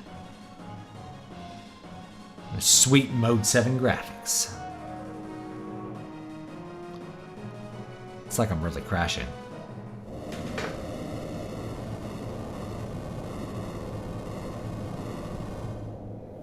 I need to maybe rearrange. Uh-oh. I turned off my lava lamp. An accident. Oh, there we go. No! I dropped my map. There you go. The little switch is starting to die. There we go. Alright. Do I need to... I can't fly this. Yeah, I still have my map. I was thinking of trying to make NFTs like out of maps. You know? Just be like a weird NFT. Just like make maps. Just like random fantasy maps. Or just like random lands that don't exist and sell them. Might try that out. Just to get in on the scam before it collapses. You know what I'm saying? It'd just be a way, like, I am actually not against NFTs as a way to, like, support artists you like. I think it's cool to do that. Problem is people are thinking of NFTs as, like, this way that you're going to make money later on. Unequip some party members. NFT, non-fungible token. So it's this idea of I'll tell you what an NFT is. Real quickly, I'm going to save the state, come back, you know. I'm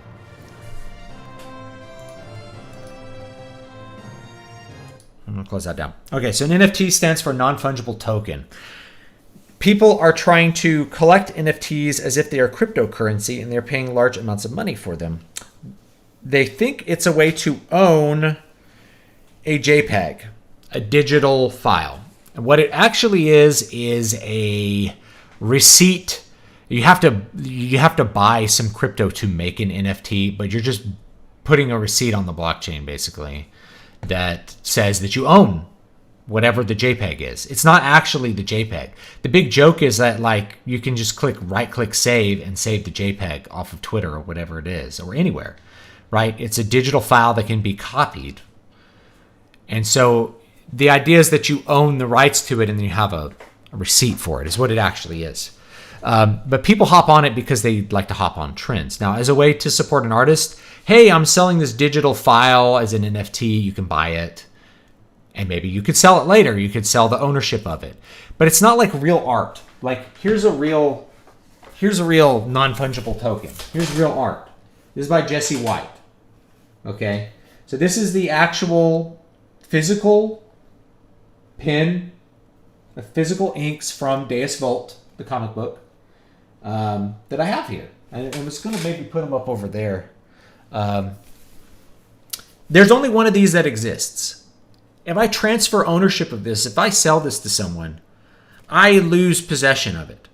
A digital file is not that way. You can have rights to it in a legal sense, but it's still copyable, right? It's really not this. This is an actual piece of art that could appreciate in value if people want to buy it later, or it could be worth nothing. I don't know. I have it because I like it. And so one of the benefits of actual physical art, which I put on the wall, is that even if this is worth zero, I've enjoyed looking at it. I've enjoyed having it on my wall. So it's a real thing. Same thing with jewelry. If jewelry becomes worthless, you enjoyed owning it. So it's actually not worthless. But an NFT is not that way. Like, what are you going to do with the JPEG? Are you going to just look at it sometimes? Or are you just going to hold on to the receipt? What's the deal? So, you know, anyway, that's NFTs. I think it's a way... No, an NFT is not fungible. That's the point. They're all worth different amounts of money. People want them to be fungible as if they're like a Bitcoin or something, or a piece of silver, which is fungible. Fungible means it's easily exchangeable, like all of them are the same. The point is they're not fungible. So they're not money. They can't be money because they're not fungible. Money needs to be fungible, meaning like if I have $20 and you have $20, they're both worth $20. They're the same $20. Even if one was made in 2020 and one was made in 2010, they're $20 bills. If I have an ounce of silver and you have an ounce of silver, it's 1 ounce of silver. They can be exchanged. All 1 ounces of silver are worth the same amount. They're all 1 ounce of silver, right? So something that's really non-fungible, like a piece of art, there's only one of these. Its value completely varies based on who wants to buy it or not, and they're going to be trading actual currency to get it. So that's the thing about non-fungible tokens is like people are basically getting scammed. It's a pyramid scheme for like a good portion of it, and then the rest of it could be a way that you support an artist. You buy an NFT and that supports them, and maybe you can sell that NFT to some other person who wants to buy it for some reason. But I just, as a person who has actual art, I see no reason to collect NFTs. I don't really understand the point. You don't enjoy them. You don't show them off. I guess you could print them out and put them on the wall. Most of the ones I see are really bad. They're just like 20,000 different variations of a monkey. The attempt is to try to make it fungible. Like all the monkeys are worth the same amount. That's not the point of art. The point of art is that it's unique and beautiful to look at, right? That's what makes it valuable. Anyway, that's NFTs. Yeah, it costs, you have to buy Ethereum or some other cryptocurrency, usually Ethereum, to make the NFT. You have to basically buy a record that it exists. That's all it is. It's a record that something exists. You know. Yeah, you can buy books from the 16th century. I have books from the 19th century. I've got a bunch, you know. That's how they are. So, you know, I could sell them as an NFT to someone, I guess. So I was like, I might just try to make an NFT one of these days just to see what happens and maybe sell it to someone who cares, you know, who maybe wants a fantasy map that I've drawn. And see that what would be cool is like if I could just drew a fantasy map, it's like this could be your fantasy map of your fantasy land or something, right? Yeah, NFTs are speculative assets. Now, unlike crypto's had a big speculative boom and bust multiple times, like Bitcoin in particular is what I'm thinking of. Unlike Bitcoin is fungible, so you can use it as a currency if you actually wanted to. And anyone is wanting to buy Bitcoin. You don't know if anyone's going to want to buy your NFT. It's like buying tulip bulbs. It really is. You don't know if someone's going to want blue tulips. You don't know if someone's going to want your smoking ape NFT. There's no telling, but you can bet that somebody will probably want your Bitcoin.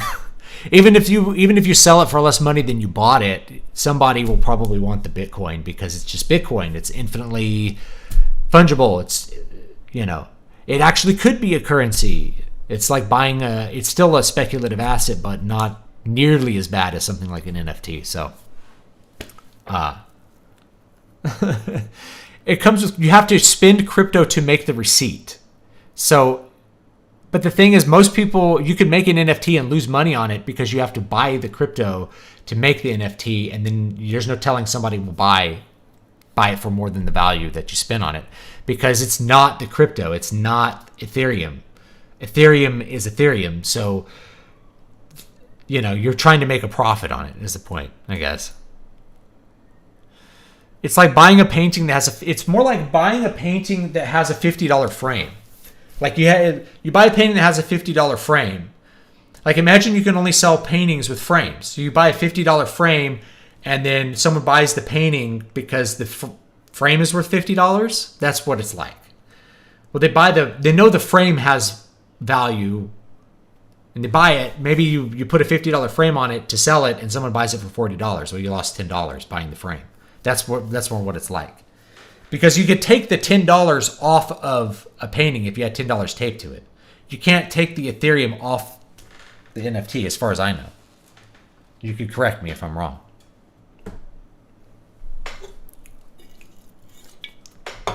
Yeah, if you have a big following, you could sell. It's a way to support yourself. It's another way to generate income. I think it's totally fine as a form of patronage. I like someone's art. I want to have an NFT of them. I want to support what they're doing, and I hope they keep going. Patronage. Just like how you might commission a painting from them. It's the same idea. Nothing wrong with that. Then you have a really cool, maybe you do it and it's like a really cool, super high res, like backdrop for your 4K TV or something. And, you know, just look at it as like you're buying commissioned art, and it's great. But if you're like, oh, I'm going to buy this and I'm going to turn it as a profit, you could do it, or you could get hosed because it's a speculative asset. That's all. So anyway, that's it for this week, folks. I do appreciate the super chat and for hanging out with me during this time. Newest book is Wasting Desert. I'm working on Moonsong 3 right now. We'll get that out as soon as I can. So that's the newest book, is Wasting Desert. Keys to Prolific Creativity for all you creative types. The audiobook is actually on YouTube and free, so you could listen to the audiobook for free if you want to. But if you want this, it's I think $2.99. This is 99 cents, a whopping $1 to read that adventure story. So have a great one.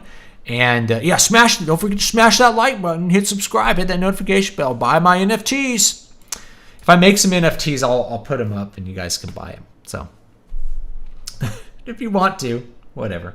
Anyway, have a great one, guys, and I'll see you next week, same time, 1 p.m. hopefully. Have a Merry Christmas. When is Christmas? It's next week. I don't know if I will stream on Christmas. Actually, I probably won't because I'll be in Bakersfield, but we will see. So, I don't know. I don't know if there'll be a stream next week. I thought it was the 25th was Friday, but I have done my calculations incorrectly. So I don't know. I don't know if we'll have a stream next week or we'll take it off and I'll see you in the new year. But we'll see. And I may do a bunch of streams because my wife will be off of work and I'll just have more opportunity to stream. That's if I could finish this freaking book. So if I could finish this rewrite on this book and get it done, then I'm going to feel comfortable just doing a lot more goofy stuff and that kind of stuff. So anyway, have a great one and I'll see you guys next time.